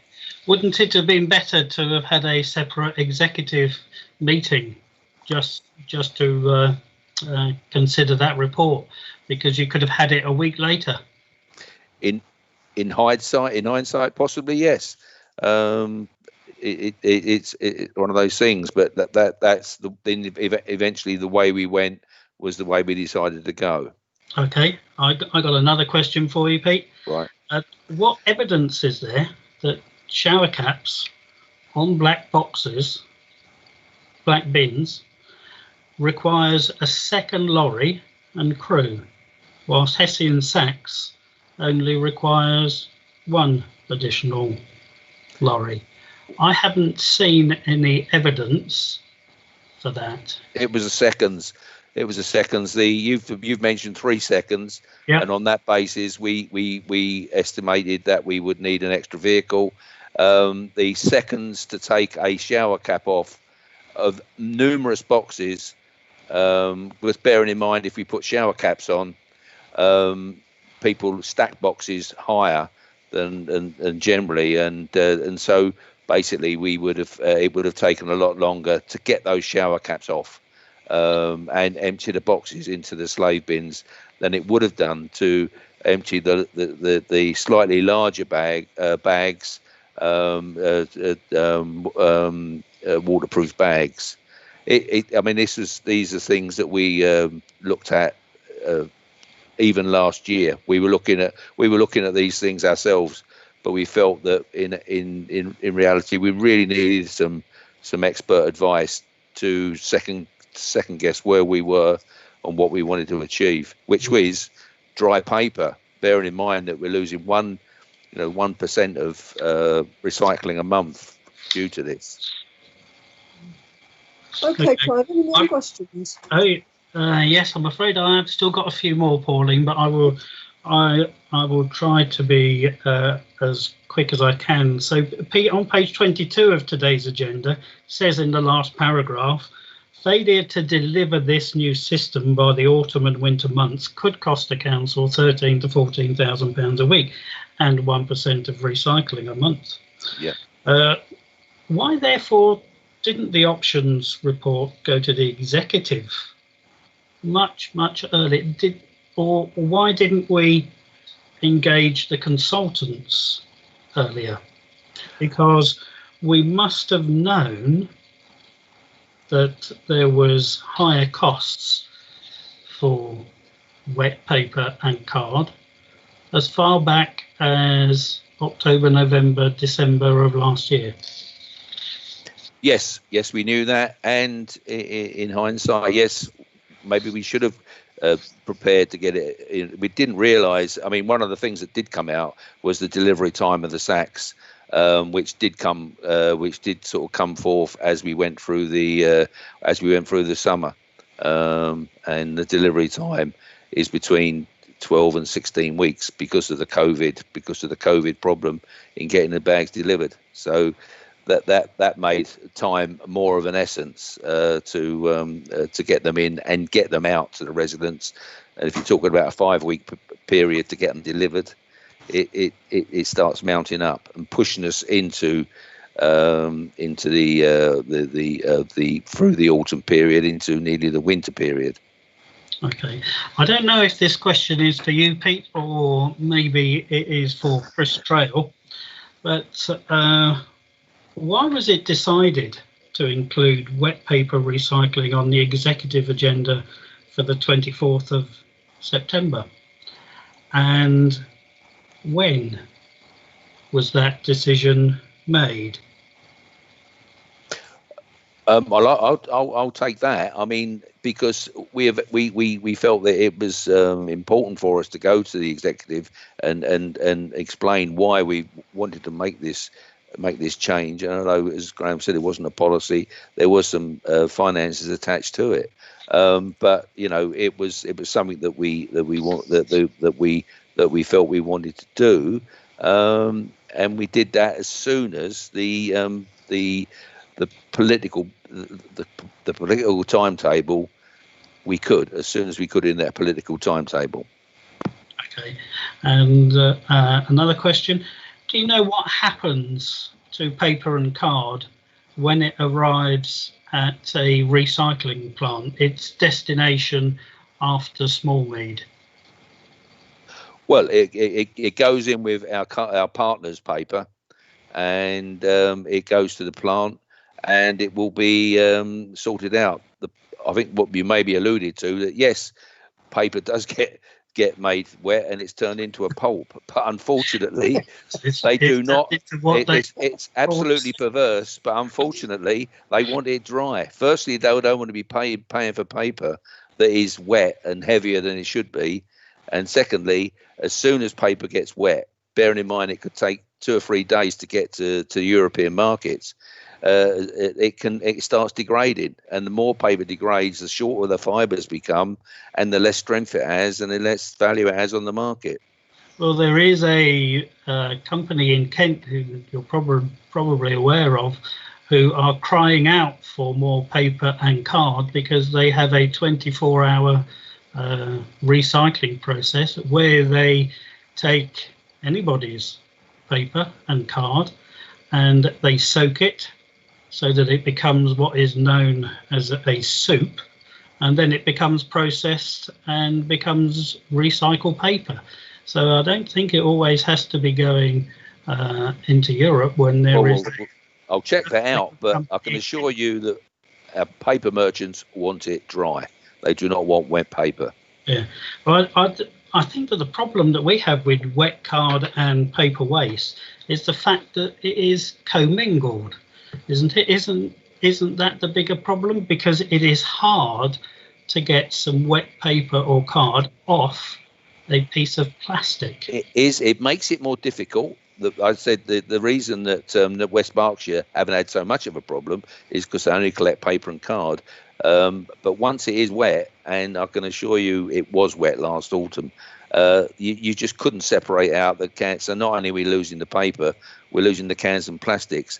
They were putting our paper through at a very slow rate to try and reclaim some of the cans and plastics, but it was causing time, and it was almost as expensive to, although we didn't mind paying it, was almost as expensive to recycle it as it was to send it to energy from waste.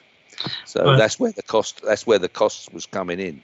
But I think I'm right in saying that there are a number of councils who don't accept commingled paper and plastic, and that they ask residents to put all their paper and card in one box or one. Yeah, well, then we'd need we wouldn't be able to have a one-pass system then.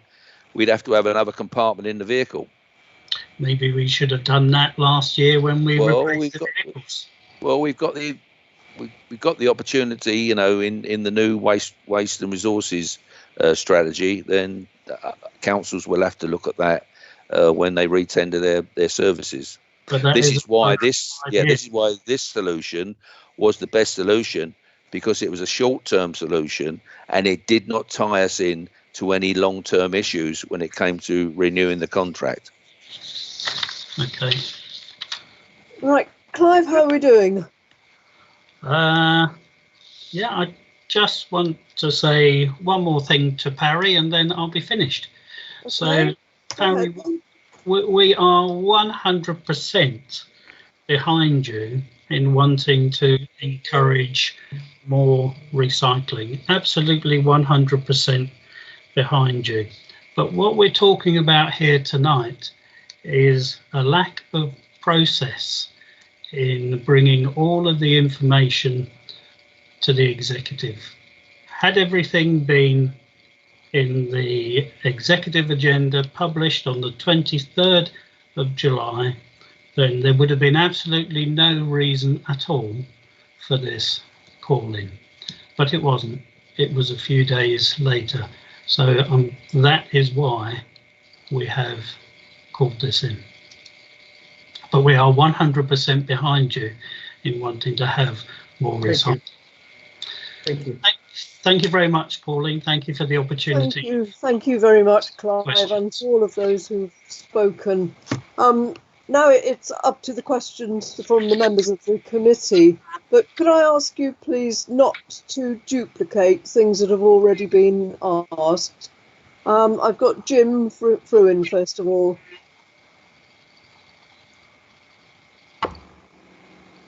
Thank you, Chair. Firstly, take the opportunity to, can you hear me? Yeah. Yeah. Firstly, take the opportunity to thank the officers for all the officers, not just those here tonight for their time tonight, but for all of the work that's been going on throughout the COVID thing. So thank you, all of you. One observation, a number of people, including Parry, talked about getting the report or sight of the report on the 28th. Yeah, on the afternoon of the 28th, we issued a communication which went out to the wide public, which left councillors in a bit of a strange situation of finding out about what was going to happen, what was being proposed through the press. Just an observation, if we can try to avoid that in the future, it does save a number of awkward conversations. And I do realise the communication did have proposal and consideration and all the rest of the words in there, but residents didn't see it. So my question is, I think probably for Pete. In the report, Pete, it talks, there's a very small section on health and safety.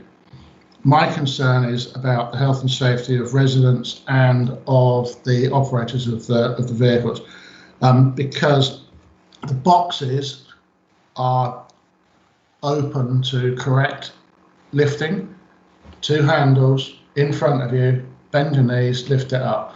The bags are almost designed to be lifted one-handed, and they are larger than the boxes. Has any work been done on the health and safety issue of trying to carry one-handed, which twists the back? Yes, Jim. Yeah.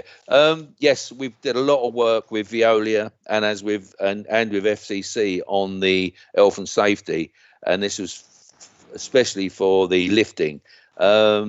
We think that the bags will be lifted one-handed, and they'll undo the Velcro with the other hand, and then they will put it into the slave bin, much they used to do, because they generally lifted the boxes one-handed anyway, to get round and finish the rounds. So yes, a lot of health and safety work has been done. Veolia feel that the bags do offer a safe alternative to the boxes, yeah, so we're confident that when we do make the change, if and when we do make the change, then they will be safe, because Veolia do operate a pretty tight ship when it comes to health and safety, and so they wouldn't have countenanced it if it hadn't been the case. And they do operate. They empty the SE and sacks, the bags, the waterproof bags in West Berkshire, so they know exactly what the problems are. So, some sort of consideration for that confirmation for the comfort of residents might be a good idea. Yeah, I think it might be something when we go through the executive the report process, we maybe need to add something like that in. Right. Thanks, Pete. Thank you. Thank you. Rochelle, did you have your hand up? Rochelle? Was your hand up, Rochelle? Yes, it was. Okay, your turn then. Okay, I've got a number of questions. Have these consultants ever recommended anything other than polyvinyl bags, first of all? And why wasn't the counselors given this information beforehand, before it got to the executive, and discuss this exactly the same as what happened with food waste, so we could actually have this? Lastly, why wasn't a trial done? Well, actually, I got one more in addition. I've actually timed how long it takes to do my bins, which have lids on both of them, and 4 of my neighbors. And the difference would have to be in milliseconds, because it was about the same amount of time. So I can't imagine it would have taken them longer. So I'm just wondering how they came up with that information. And lastly, I have a question for Graham. He said because the client pressures were different because for the dementia home. And I wanted to know, does that mean because the government released a lot of people out of the hospitals and they had COVID and they came into the homes? Or what was the reason for the reduction in the number of dementia care facilities needed? Okay, who's going to answer those then? Graham, will you go first? Pete then. Pete first, and then Graham. Go on, Pete. Yep, I'll take the technical one. Resource Futures covered a number of options, and I said they come back with a report, and in the report, these are looking at the short-term resources, because we knew we couldn't have implemented some of the other containers they recommend, like wheel bins. We wouldn't have been able to implement them in time, because that would have required a consultation, and would have to have new vehicles and everything. So wheel bins weren't going to be an option for this short-term short-term fix on this.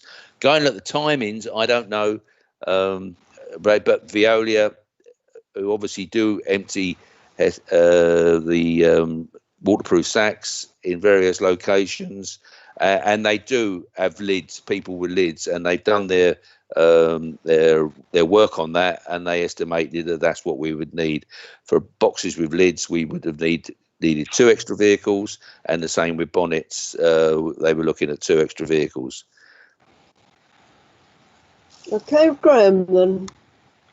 Okay, what I would say is, first of all, any queries, if you want to double check anything, it's best to go to the service areas to get the answer. But the answer that we had at the time was that sadly, as a result of the way that COVID-19 hit our residents, that was a particular segment of our community that suffered more severely than others, and therefore the demand numbers reduced temporarily from pre-COVID estimates. Okay, thank you. Andrew Mickelberg. Can I have one more quick question? If it's quick. Okay.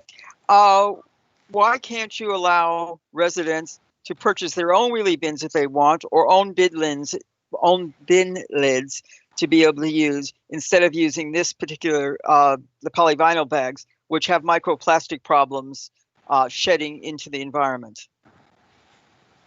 Is that Pete?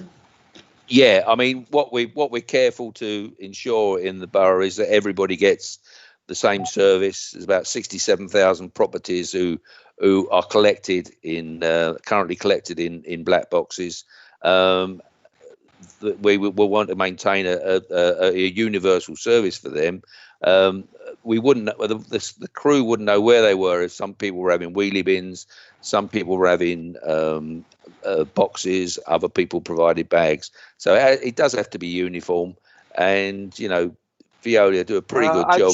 I've seen them do that on the street here. By the way, they picked up a couple of people do have wheelie bins, and they have no problems with it at all. Well, they can empty wheelie bins because they use slave bins. Yeah. But they should not be emptying wheel bins. The only places that wheel bins will be emptied is at multi-occupancies, flats and multi-occupancies. But and it's the timing. If everybody, we generally do five properties and go to the vehicle with a full bin every 30 seconds. And if you add if lots of people had wheelie bins, it would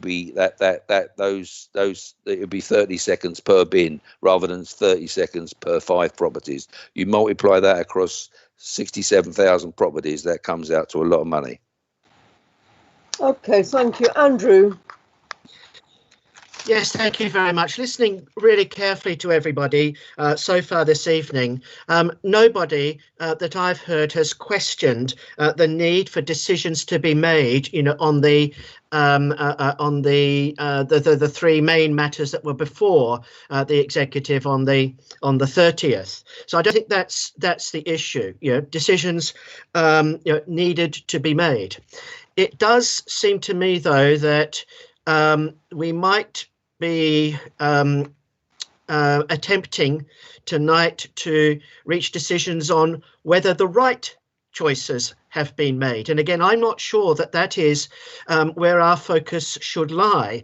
I don't feel that I'm qualified, to be able to make decisions, still with lack of information on a lot of these matters, about whether the appropriate decisions were made.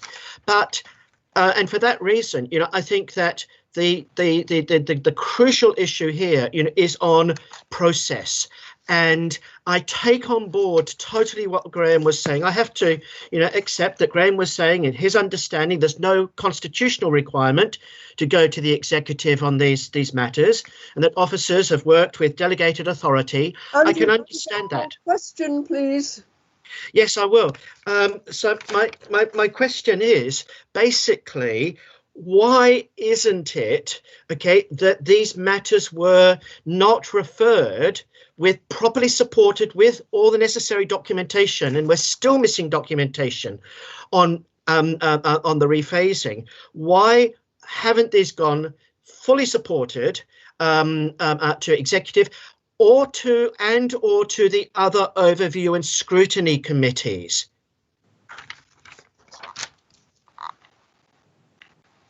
Well, who's going to answer that? John, would you like to give an opinion? John Kaiser? Well, yeah, thank you, Pauline. I understand what you're saying, but I think Graham made it very clear that the situation with regards to the rephasing, it is a common thing we do every year. We don't normally do it in this format, and the only reason it was done in this format was because it was an underfunded service. But we did decide at the time, and Graham was very keen, that we produce a list of what we were doing, which we don't normally do. We normally just rephase, and it appears in the monitoring. Okay, thank you. Paul Fishwick.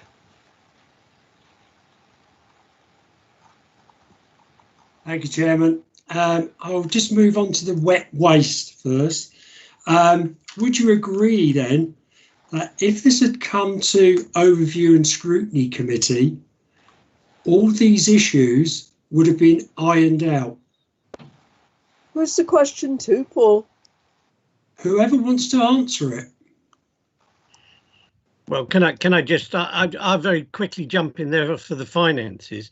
As far as I'm concerned, whether it went to overview and scrutiny or not, I would have still been minded with the officer's recommendation to put the money on one side so it was reserved, even if the decision had been made somewhere else.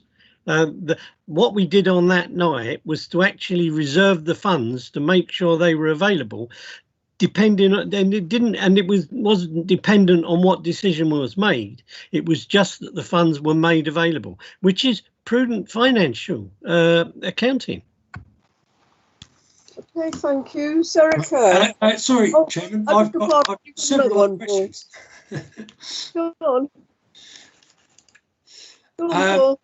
Yeah, so on the waste options appraisal report, section 1, it states, it should be noted that the impact of wet waste is only based on 2 quarters of data, quarter 3 and quarter 4. How long has Wokingham Borough Council been recycling paper and card? Probably Pete would know that, he's been here a long time. Right, Pete? Thanks for reminding me of that, Paul. Yes, we have been recycling paper for a long time. But unfortunately, we've never had the market issues that we had last autumn, where they rejected, I think it was about 5 loads that got sent to Germany and were sent back with significant cost. Our wet paper was getting and contaminating our partners' paper from Bracknell and Reading. And so they had to separate our paper out. It was significant work that they had to do. It couldn't be mixed in. Once you mix paper, wet paper with dry paper, it just absorbs it all in one lump. And so it did arise. It came out of the China markets and the Far East markets closing down, and then everything just reverted to Europe. And the big markets are in Europe. I'll take on Ward Clive's thing about Kent, but it really did arise last autumn, and going back to, it was based on 2 quarters, but the work we did around with due diligence around rainfall were based on average rainfalls. They weren't based on just that one. So our estimates of what we would lose in a full year were based around average rainfalls. Okay. So what moisture content is a limit for acceptability? 10%. 10%. So how much rainfall is required to reach that limit? 0, because if you look at if you look at the liquid if you look at the moisture content in Bracknell and Reading's Will bins, it's almost 10%. And so in very, very wet conditions and very damp conditions, our paper. So if we start putting our paper in with Bracknell and Reading's, it was ruining the whole load. Some of our loads that ended up in Germany were looking at between 30 and 40% moisture. I'm very surprised that zero rainfall would actually reject. Well, what I mean was, I'll paper rephrase that. What I'll say is that if you just had Bracknell and Reading's paper on its own, you'd look at 10%, but our paper added to it without any protection would raises it to those levels I'd mentioned. It is, and you know, whilst I take on board what Clive said about markets, you know, RE3 have got some very, very secure markets, but it was just a difficult time, and it's not going to get any better. It got a little bit better during the COVID, during the summer when there was less commercial paper around, but that's all gone away now. That's all back, and now the limits are there for everybody to adhere to. Okay. This is why it's so urgent. On now, then, please, Sarah. So you said about average rainfall. Paul, I think we've dealt with that question really, and it's really just more questions of the same. No, they're not the same. They're leading to something else here. Well, quickly get to the point then, if you don't mind. So Pete's mentioned that it was based on average rainfall. So what average rainfall have you used? Rain days, wet days, days that it rains. Days that it rained, but then based on, don't forget that the 2 quarters were based on actuals. We know how much money we lost in those 2 quarters, and the average rain days were estimated across the rest of the year. You know, we lost 6% of performance in those 2 quarters. Right, as you know, I've got rainfall data for every single day for 93 years, based in Woolwich. That 6-month period. Well, that's not really the issue of the call-in tonight, if you don't mind. So I'd like to move on, please, what I'm to saying Sarah. here, getting to, this is 93 years worth of data, and those 6 months were the 3rd wettest on record. And you're basing all your base data and calculations, all your financials, all on that particular period, which was based on average annual rainfalls. That's what I said we'd based it on, the work we'd done on it. But I mean, it's sort of immaterial what we've been doing over the last 90 to 100 years. If paper's being rejected by a supplier, what can we do apart from keep it dry? But it's your base calculations of finance has come from that. That's what I'm saying. Because that's where you've got your uplifts from. I think you've made your point, Paul, so I'm now going to move to Sarah. Thank you. Thank you very much, Chair. I've got some questions firstly for Parry, and then afterwards I've got some questions for Pete Baverstock. So just while Parry's getting his camera and microphone on, I just want to say I agree that when finance is tight, we do need to be even more careful. And what I've heard from some of the comments made tonight is there's been a lot of talk of why decisions have been made, but very little demonstration that these decisions have actually been made with the right information, and that's my concern here. So my first question to you, Parry, is has a business case for the SACs actually been produced yet? What we did, we put together a very large brief for the consultant to work on, and once that report is actually complete and it comes back to us, we will be putting together a proper business case which will go to the 24th of September executive. Okay, so the business case hasn't fully been produced yet.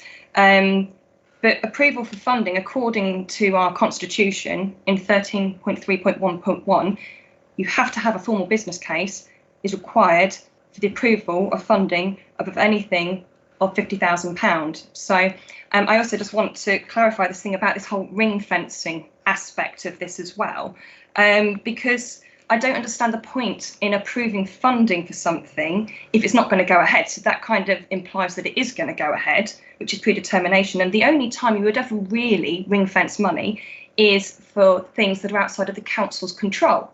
This is something that's very much in the council's control. So would you not would you not say that by actually approving funding without the business case, actually, you are, in a sense, predetermining the decision of the September meeting? No, absolutely not. The very large brief that was put together for the consultant was on almost like a business case.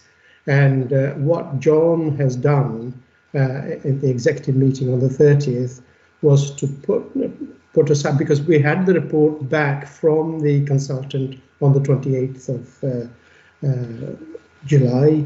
It was made available to the executive, and so we had sight of the short-term solution, which were these bags, these waterproof bags that were recommended to us. So based on that, we had at the executive, John agreed to put aside funding in case the report was approved at the September executive. So you're saying that you had a form of business case in front of you before approving the funding? Well, yes, that's what I'm saying, is that we had sufficient information put to the consultants. They came back with a very reasonable option to go for the bags. And we then looked at all that because the report was available to us on the 28th and the executive was on the 30th. And we had in between had reasonable information, reasonable business case to put aside some funding. But, right, but it says you still need the final approval on the 24th. Okay, so just two things on that point. Firstly, a business case, according to that same part of the Constitution, has to include a timetable and a procurement approach. And that's not in anything I've certainly seen. And surely any information that the executive is making a decision on needs to be in the public domain at the time that decision is made on, and it wasn't. So I don't believe process has been followed there. But can I also quickly ask, what is the lead time for the purchase and distribution of these sacks? I think Peter has a better idea. I think we're talking about 12 weeks. Is that right, Peter? Yeah, I said originally it was 12 weeks. That could go up to 16 weeks if we and that's from the time of we place the order. So the length of time for delivery will be given when you place the order, and that's why the placing the order has been quite critical. And then it's 5 weeks to deliver. Right, because I just want to check something that's in our agenda tonight on page 23, the first full paragraph. It actually states that the exec on the 30th of July, the executive agreed the funding to purchase the sacks and implement this in autumn. Now, how can we do that if we've got that kind of lead time, particularly with the procurement process, if we're not actually approving it until September? That reads to me that the decision was to purchase the sacks after the approval of the funding, and it's only because it's only because there was something said by members of the public and questioning this that we're actually in a position now that this is now being put into September. It just reads to me like this was all pre-agreed and it just needed a bit of rubber stamping. So why? My question is, why does it say that we were going to be rolling this out in autumn when that's impossible to do with the timelines we've been told tonight? Ideally, we wanted to implement this for the autumn to save 2 quarters paper again. That's really what we wanted to do. That has been the whole process, really. Then why was the business case not put with the financial request at the 30th of July? Because then we could have done that. Now it's coming to September. I don't understand why this was going to be later. You don't ring fence money for something that's in control of the council. It just doesn't make sense. It's there in black and white. Can I just say, you're probably right under normal circumstances, but remember that we're under COVID at the moment. We've already had a programme where we've reduced our capital spend. We've identified a reduction in our capital spend by rephasing it. So it would be prudent, if you're saying to me that you believe in my role as the executive member, being told by officers that we're losing £600,000 a year, I should not take their recommendation to ring fence money, which would possibly alleviate that. Is that what you're saying to me? Well, I mean, the whole wet waste thing is something that's been talked about and dealt with and looked at long before the COVID situation. So you might say that, but you're surmising. You're making an assumption here, which isn't necessarily correct. Okay, well, there's actually, I mean, if you look through the wet waste report, it's full of assumptions. And I actually just want to ask a couple of questions of Pete, if that's okay, on this. You said earlier, Pete, that can I just confirm that officers have now fully appraised the options appraisal now, and you've been through the report? Yeah. Oh, we've had that time. Yes, we have. Yeah. Okay, and have you found all the holes in it? I mean, there are holes in most things, but the reports you get. But we have looked at it, and we have come to a conclusion that is the way forward. Because I was going to say there's some really big holes. I'm not going to go into detail on too many of them because there's so many and we don't have time. But I just want to clarify: what is the lifespan of these sacks? We're saying for 5 years. Right. Based on our experience with the old garden sacks, were the same material.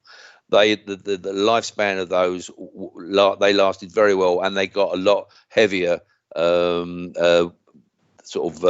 usage. Okay, because the reason why I'm querying that is on 3.2.2.1 of the wet waste report, it states that the replacement rate for sacks is 7.5% compared to 5% for black boxes.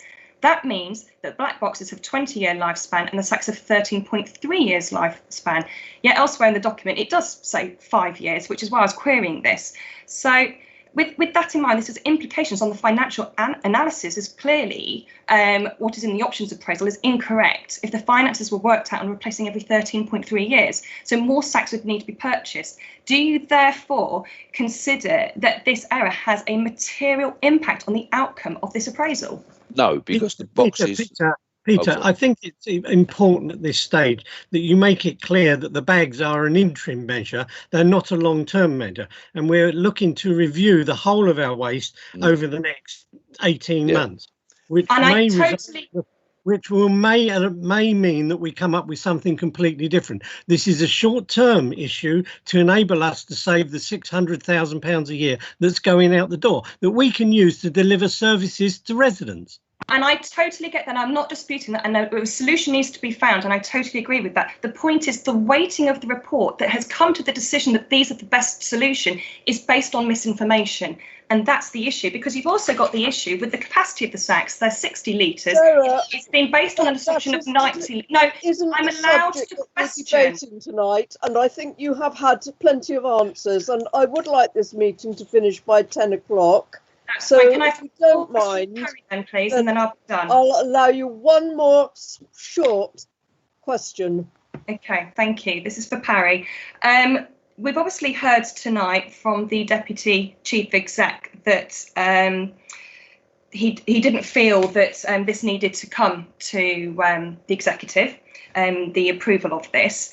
So my question is, as exec member for this area, what is your role in this? And who is running this council? Is it officers or is it the executive? I don't really think that's a valid question. That has no place in overview and scrutiny. I'll let John answer it if he wishes. Agree. I don't think I want to be quite honest with you. It's an insult.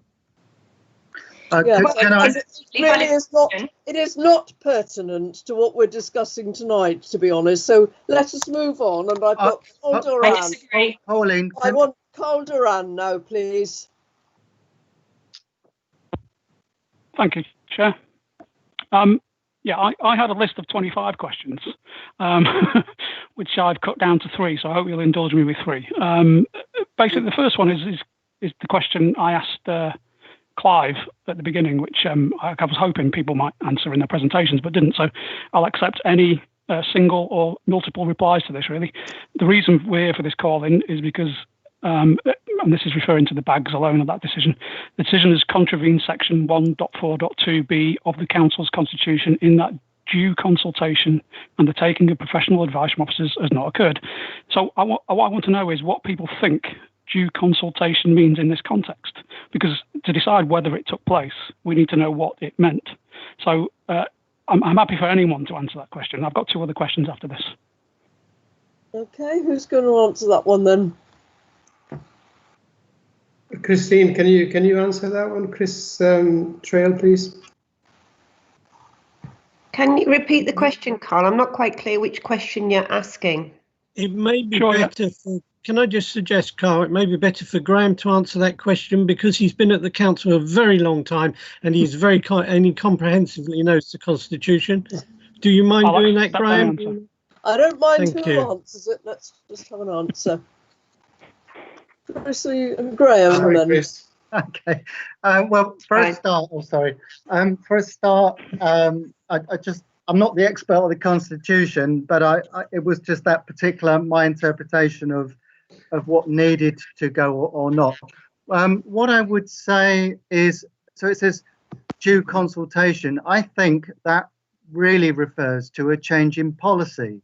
So normally what would have to go to executive would be a change in policy or a fundamental change in contract. My point was, and obviously people may disagree with me, but a change in a receptacle is not a change in policy or a fundamental change in contract, albeit it impacts on every household in the borough. So I would say in this context, due consultation could be, nothing, let's say, because it doesn't have to go to, it's not a change in policy, and therefore I think that clause is relevant to a change in policy, whereas I don't think this is a change in policy. However, what I would say due consultation must at least have is the proper engagement and support of the lead member who has the constitutional authority to do this, and for the lead member to determine what process is needed in that political context. So I know the question from Sarah wasn't answered, but I wasn't for 1 minute suggesting councillors don't have a significant role in the running of the organisation, but constitutionally, I was saying a change in receptacle may not be seen as a change in policy and therefore doesn't need to go to executive.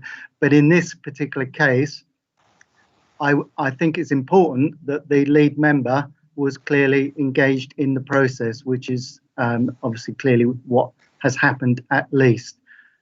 Sorry, that was a long winding question, but I think normally due consultation would be change in policy and therefore consultation with the public around that significant change in policy. Okay, your second question then, Clive. Carl. Carl. Yes, that's all right. That's all right. I'll take the insult. I mean the confusion. I've heard both Councillor Batt and Councillor Kaiser tonight say that the executive decision on recycling sacks was merely an allocation of funding. Well, should a future decision of the executive go that way? So my question is, why did the item voted for at the exec meeting specifically state the borrowing of £288,000 for the purchase of Hessian sacks? Surely those 2 points can't be mutually compatible. John, I understand what you're saying, Clive, but if it turned out they were going to cost, that is what we had at the moment. Hello, sorry. That's what we had at the moment, basically. That's what I was told, and that's why I asked for £288,000. It was it was a request from the service area, okay, and that is what they believed they were going to do. So that's the amount of money I put aside. If they'd asked for £500,000 or 300 or 200 or £100,000, I'd have put that amount aside as well. But there was no intention at that meeting for that money actually. For that was not the approval for the sacks. As far as I was concerned, that was allocating the funds in the event that the sacks were purchased or something else was purchased to alleviate the £600,000 a year that we're not enjoying with regards to the wet waste. Yeah, I'll take your point on that. I just want to, yeah, can I just make the point that, yeah, just make the point about that answer. I take the point that you've said that. Councillor Kaiser, and I respect your position, but I just think the terminology in that item should have been need to agree about that it's a allocating matter funding. Of semantics, because we all know. I don't agree with that. I'll answer another question now. Carl, I would agree. Possibly you're right about the semantics of the whole thing, but it was done with the best intention to make sure that there was adequate funding to make sure that this £600,000 could be stemmed. That's what this was about. There was nothing. If it had been written correctly, none of us would be here. Okay, well, it wasn't me talking. Right, the third question. The appraisal refers to medium-term options when the waste contract comes up for consideration. Does this mean it is possible there could be another change just a few years away? John Would you or like me Harry? to answer that, Chair? Harry? Thanks, Chris. You may answer, yeah. If that's okay with you, Carl, and I know we haven't met before, but just to say, I think the point that Pete was making earlier on, and Parry has been making, and I think I alluded to, that we're on a waste journey, a whole waste strategy journey. And the reason that I think that we allude to that is on two different levels. One is because of local decisions, but equally we need to be in a position, and the local decisions pertain to our existing contract and our existing services, the longevity of the existing receptacles. And I want to just cover off the point that was made by Sarah earlier on, is that we were also in a position where we already have some problems with existing boxes that are approaching their longevity. So we do need to move on that journey. But then the second part about that is as well that we need to be able to respond to the National Waste Strategy, which did go out for consultation, and we are still awaiting the outcome of that implementation process. And you know, I'm not a betting woman, so I'm not going to actually then go into that territory. But we do need to be able to prepare for that. So hence the team were quite right, and my lead member was quite right. There are short and long-term objectives, and we need to prepare accordingly. And that's where we'll be looking to in the future. And I think I said that at the beginning of my earlier conversation, of saying that we, at that point in time, we will need to then, at that point, take reconsideration of the service, which as councils we have to do all the time. And we need to balance that against the resources that are available to this council as well. I hope that answers the points that you were seeking. Thank you very much, Chris. I've got one more questioner, and that's Ken Mile, and then I'm going to move on to the summing up. Ken. Thank you, Chair. I've just got two very quick questions for John Kaiser, please. John, if it takes me 10 days to walk to Birmingham and Councillor Jones stops me from leaving for 4 days, how late will I be? Ken, I'm only the executive member for finance. I can't work out a sum that complicated. Sorry, didn't mean to throw it to you ad hoc like that. Look, just to the serious side, any later delays are going to cost us even more money. Is that correct? Yes. I mean, every week that goes by where it pours with rain, I mean, say I put my waste out today, and I can tell you my feet got soaked in water, and I've taken most of the wet newspapers out of it, unfortunately, and put it into my blue bag, which is a shame, and which is money lost for the council. So yes, I mean, any delay on delivering any of these remedies will cost the council money. Okay, there's nothing I've heard tonight that doesn't make me want to confirm the executive's decision. Thank you, Chair. That's the end of my questions. Thank you very much. And now I'm going to ask John and then Harry to do a very quick summary, please, because we have covered an enormous range of items this evening. And then finally for Clive to give an equally brief summary, please. John and Parry, the case against the call-in, and then Clive to sum up the case for the call-in, and then we shall move to the recommendations. John.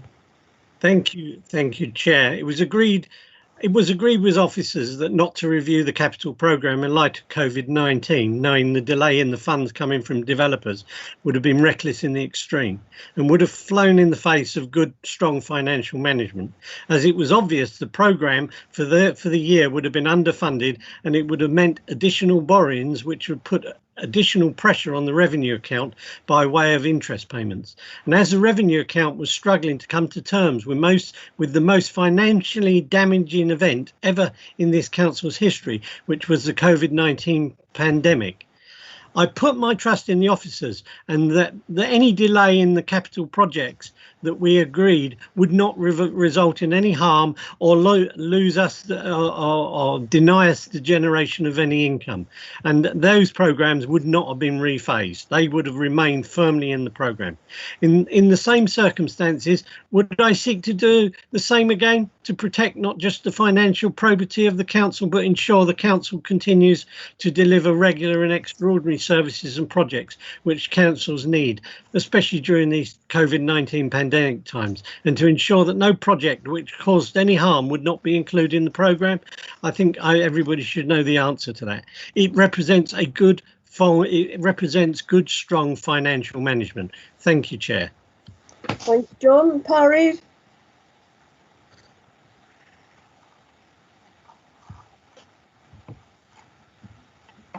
Thank you, Chair. I'm just putting my camera and bits and pieces on.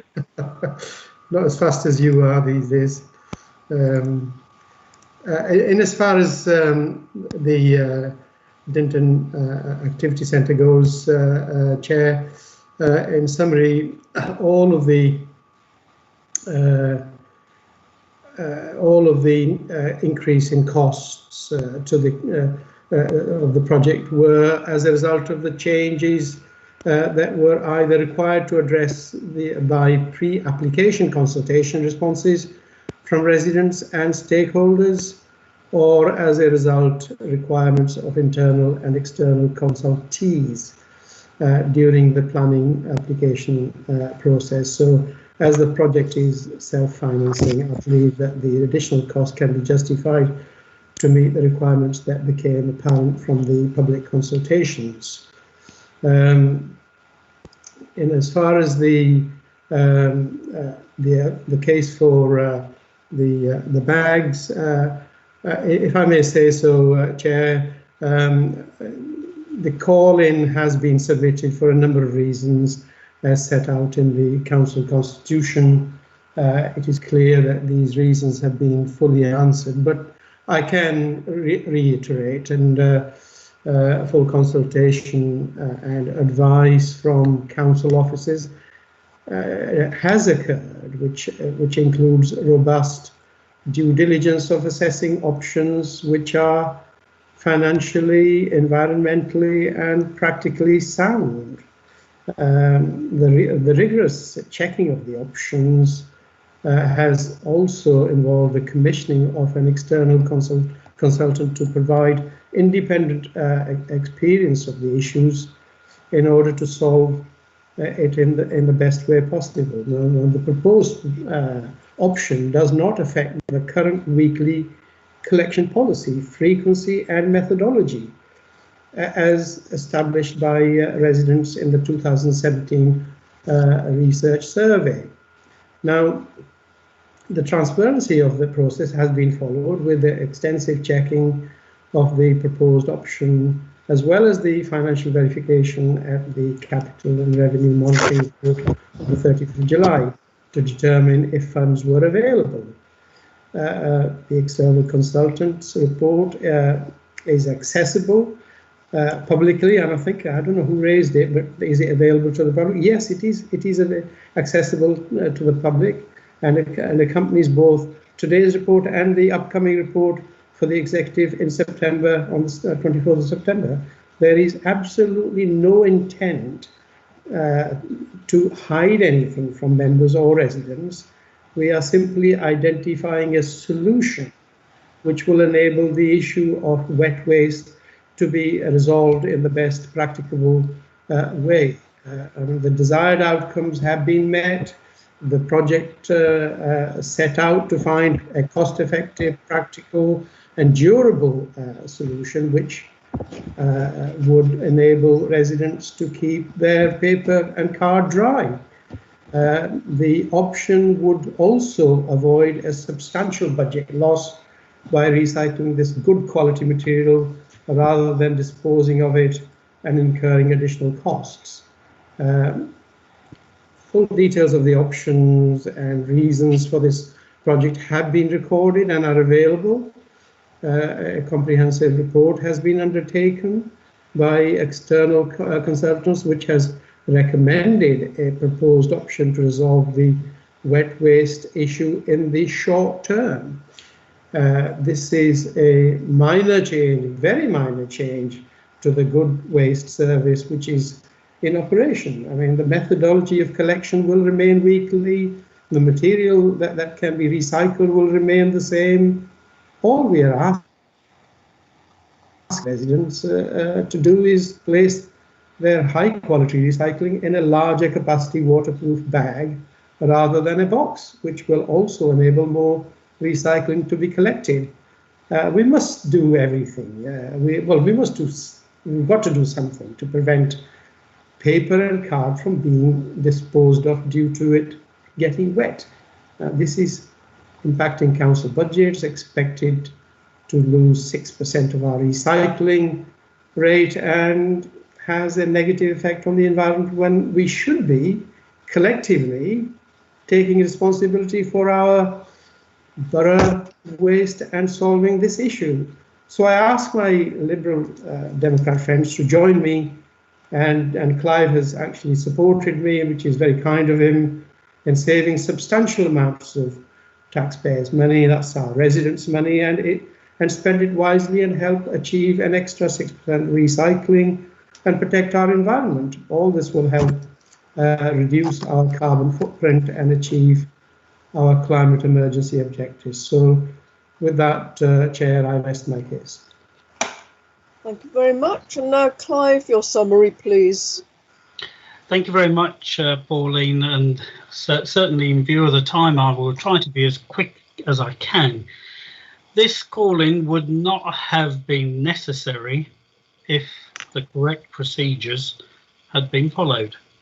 There is no doubt that all of the information, backup evidence, was not available to the executive in the agenda that was dispatched to them on the 23rd of July. As Graham said, narrative was missing. Details of the extra costs for Dinton didn't go to the executive. The details and consequences of delaying the dementia home were not in the report to the executive. The consequences of the delay of enhancing housing stock didn't go to the executive. There has clearly been a realisation that more information should have gone to the executive. That's why the options report was subsequently released on the 7th of August. But it is still incredible that the executive member hadn't seen the options report for plastic Hessian sacks before the agenda went out, and still hadn't seen it 36 hours before the executive meeting.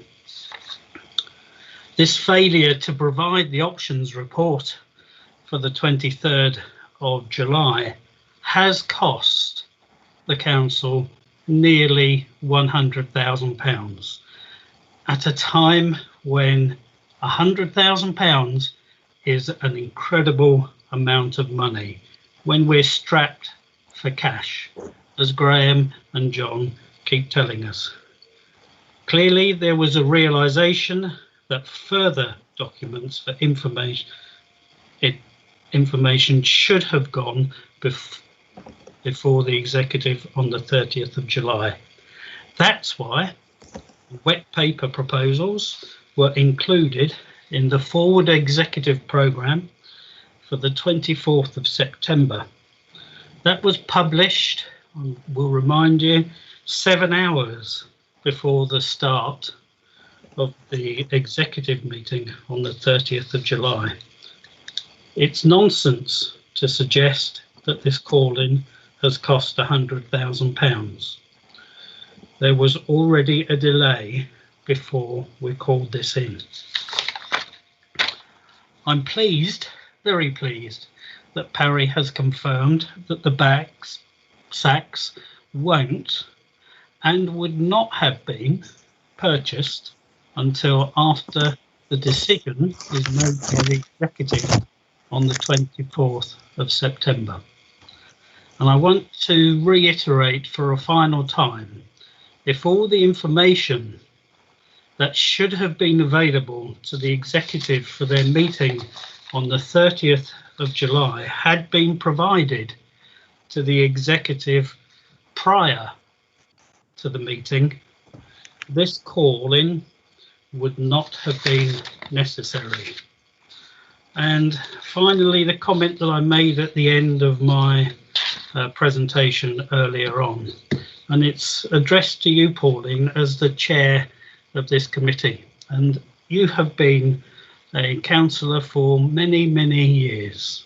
You've seen this council make loads of decisions. You know that when an executive decision is made without all the facts being available, that this often leads to a bad decision, which at some stage has got to be reversed. And usually that's some extra cost to the council, and therefore ultimately to the council taxpayer. What you have seen going on at the executive on the 30th of July must make you absolutely exasperated. So I ask you and all of your colleagues on this Overview and Scrutiny Committee to set aside any political differences and please support this call-in to ensure that in the future we have relevant backup for the executive to make an informed and proper decision when they make financial decisions. Thank you very much, Pauline. Thank you very much, Clive, and thank all of you for your contributions, which mainly stuck to the point in question. And it's been a very, very valuable discussion. We're now going to move to the recommendations, and we'll take the three of them separately. If you'd look at the page of the recommendation, the committee is asked to consider the attached call-in request, which we have done. So really we just need a recommendation that relates to the second bit, whether to confirm the executive's decision or refer the matter back to the executive for further consideration with recommendations as appropriate.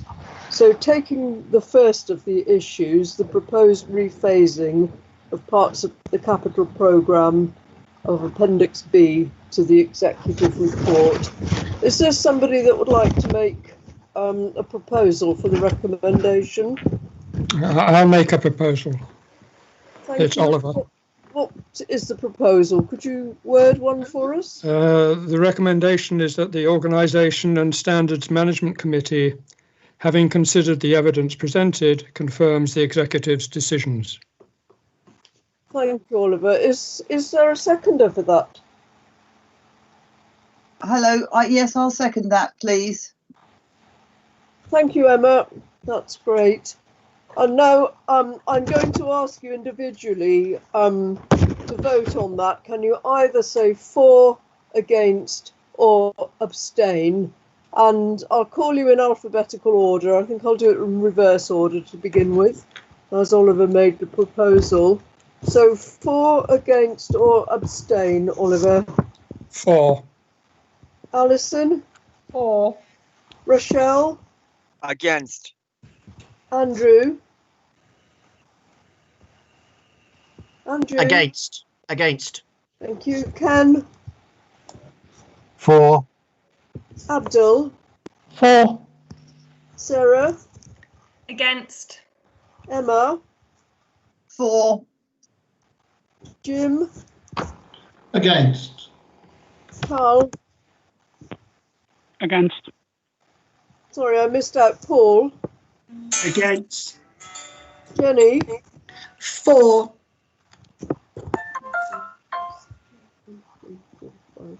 6. That's 6 all, and so I shall vote, and I shall vote for. So that resolution is carried. And now we'll move to the second issue, the £600,000 additional budget for the Dinton Pastures Activity Centre. Is there someone that would like to make a recommendation, a proposal for that one? I'd like to make a recommendation, I would please, like Chair. to make a proposal. Okay, what is it, Sarah? Pardon? What is your proposal? I'd like to recommend that we do go with the executive decision on this, but there is a note added that should consider. So, Sorry, we can. I'm making a recommendation. Sarah, do you mind starting this again? You're breaking up. Okay. I'd like to say that we're happy with the executive decision, but I'd like to add to the recommendation that for further consideration and requests that the impact. Sorry, and I'm reading the wrong bit. I've made a note here. And request that in future original project plans are properly costed and thought through at the outset, so there is no need to add large amounts of finance at a later date. We don't want to delay. More concise wording, please, because this is the recommendation. So could you be concise? Yeah, we don't want to delay this, but in future. We don't want, I'm trying to think of the wording here. These original project plans are properly costed at the outset. So there is no need to add large amounts of finance at a later date. We don't want a repeat of this mistake, basically, is what I'm trying to say. Have you got that kind of wording, Neil? And do I have a seconder, please?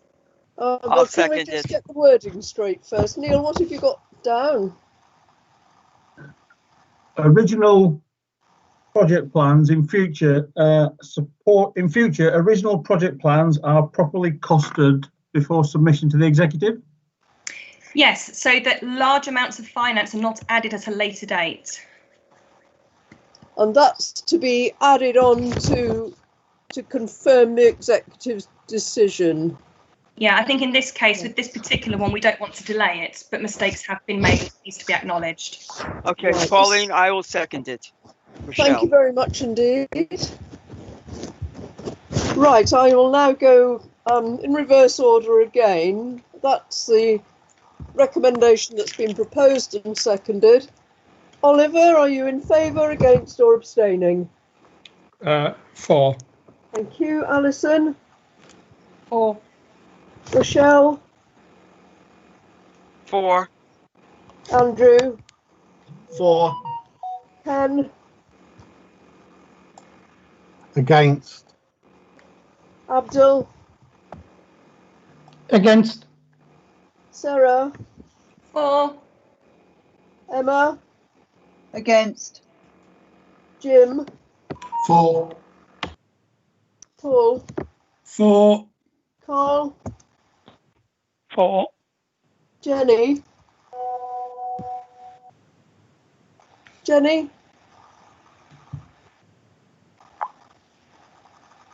Jenny, can you hear me? Sorry, somebody muted me. Against. Oh, against. Okay, thank you. Just do a quick count up. That recommendation is carried. And now we move to the final one. 288,000 additional borrowing for the purchase of waterproof recycling bags to improve recycling levels. Well, that's just the wording in the agenda, but the recommendation is slightly different from that. Can I make a recommendation, please? Recommendation. Yes. If you look at, there's a different page where we've got that recommendation. It tells us we need to consider the call-in request and the separate report. So I think we can assume we've done that. We need a recommendation around number 3. Sarah, do you want to make a proposal? Yes, I'd like to recommend that this committee refers the matter back to the executive for further consideration. But I believe that there needs to be some points in there, obviously to have a fully costed business case, which includes complete and detailed costings for all the solutions, and the impact on the solution on overall recycling numbers, It has to have the procurement approach, timetable, and it needs to include a trial of the 3 solutions. We have to be certain in a time of difficult financial times, we need to make sure that the decision we make is right. I have no idea if these SACs are the right thing or Sarah, not. is all of this the wording of your proposal? Because that's what I'm asking for, just a wording for a recommendation, not a speech. Yeah. Okay, well, the wording of the recommendation is that this committee refers the matter back, and it must include a full trial of the 3 proposed solutions, and it must include a fully costed business case as per the Constitution. Do I have a seconder, please? Yes, you do. Excuse I me, will. I need to ask that. Okay. Sorry. Is there a seconder Pauline, to I that will. motion? Pauline, Rochelle, I will second Thank Sarah's. you very much. Okay, Neil, could you read out the wording, please? Just so we're all clear. Okay, that the decision be referred back to the executive for further consideration to include a fully costed business case with detailed financials and a trial of possible solutions. Yes, please. And can you include in there the commentary on the procurement, or state that the fully costed business plan as per the Constitution, which includes that in there? I just want to make sure that we get it as per the requirements of the Constitution. So whichever wording you feel is more appropriate. It's a bit invidious in that it's going to the executive in September anyway. But anyway, we'll vote on that proposal. Again, for, against, or abstain. Oliver? This is ambiguous, and I can't see. I mean, if you vote for it, you're telling them to do what they're doing anyway. If you vote against, you're saying you don't agree with it at all. So the only option for me would be to abstain. Right. Alison? I'm voting against Sarah's proposal because I would want to concur with the decision. Rochelle? 4. Andrew? 4. Ken? Against, then we need to go back to the original recommendation. Abdul? Against. Sarah? 4. Emma? Against, as I want to go back to the original agreement that we had. I was going to propose that. Jim? Abstain. Paul? 4. Carl? 4. Jenny? Against. Thank you. You just count up 1, 2, 3, 4, 5. That's 5 each, so I will vote, and on the grounds that it's going to happen anyway, then I'll vote against. So that proposal falls. So can I have another proposal, please? I'd like to propose that this matter with reference to the waste and the SACs goes ahead as approved and agreed, and goes ahead in September. Thank you very much. Is there a seconder for that? I'm happy to second that, Pauline. Thank you very much indeed. So let's vote. Can I just clarify, Chairman? Is that a proposal to confirm the decision? Could you or are we adding something onto it? Yes. It's to confirm the executive's decision. Is that right?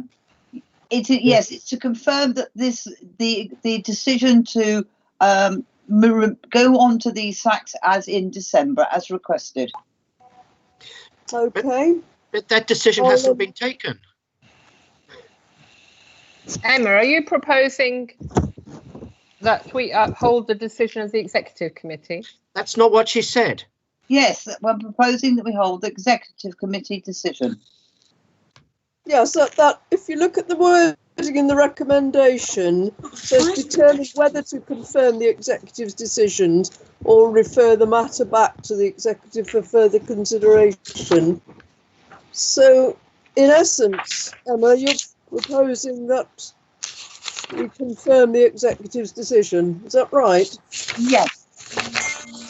Okay, thank you. And that's what the seconder has seconded. Yes. Right, so let's vote on that. Then again, for, against or abstain. Let's go the other way round this time. Jenny? For. Carl?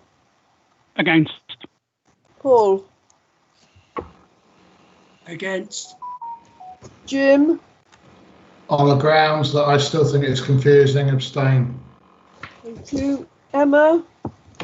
For. Sarah? Against. Abdul? For. Ken? For.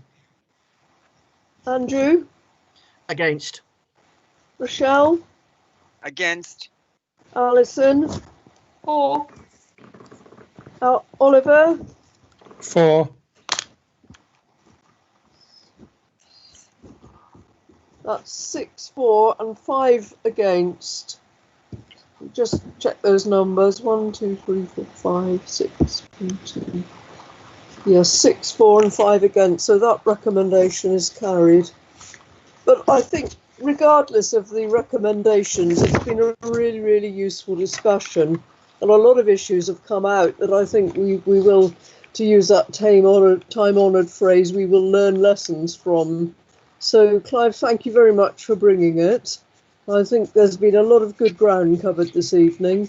And thank you very much, all of you, for such a long meeting and giving up your time. And with that, I think I can close the meeting. Thank you very much, everyone. Good night. Chair. Thanks, everyone. Thank you, Chair. Pauline. Good Thank night, you. everybody.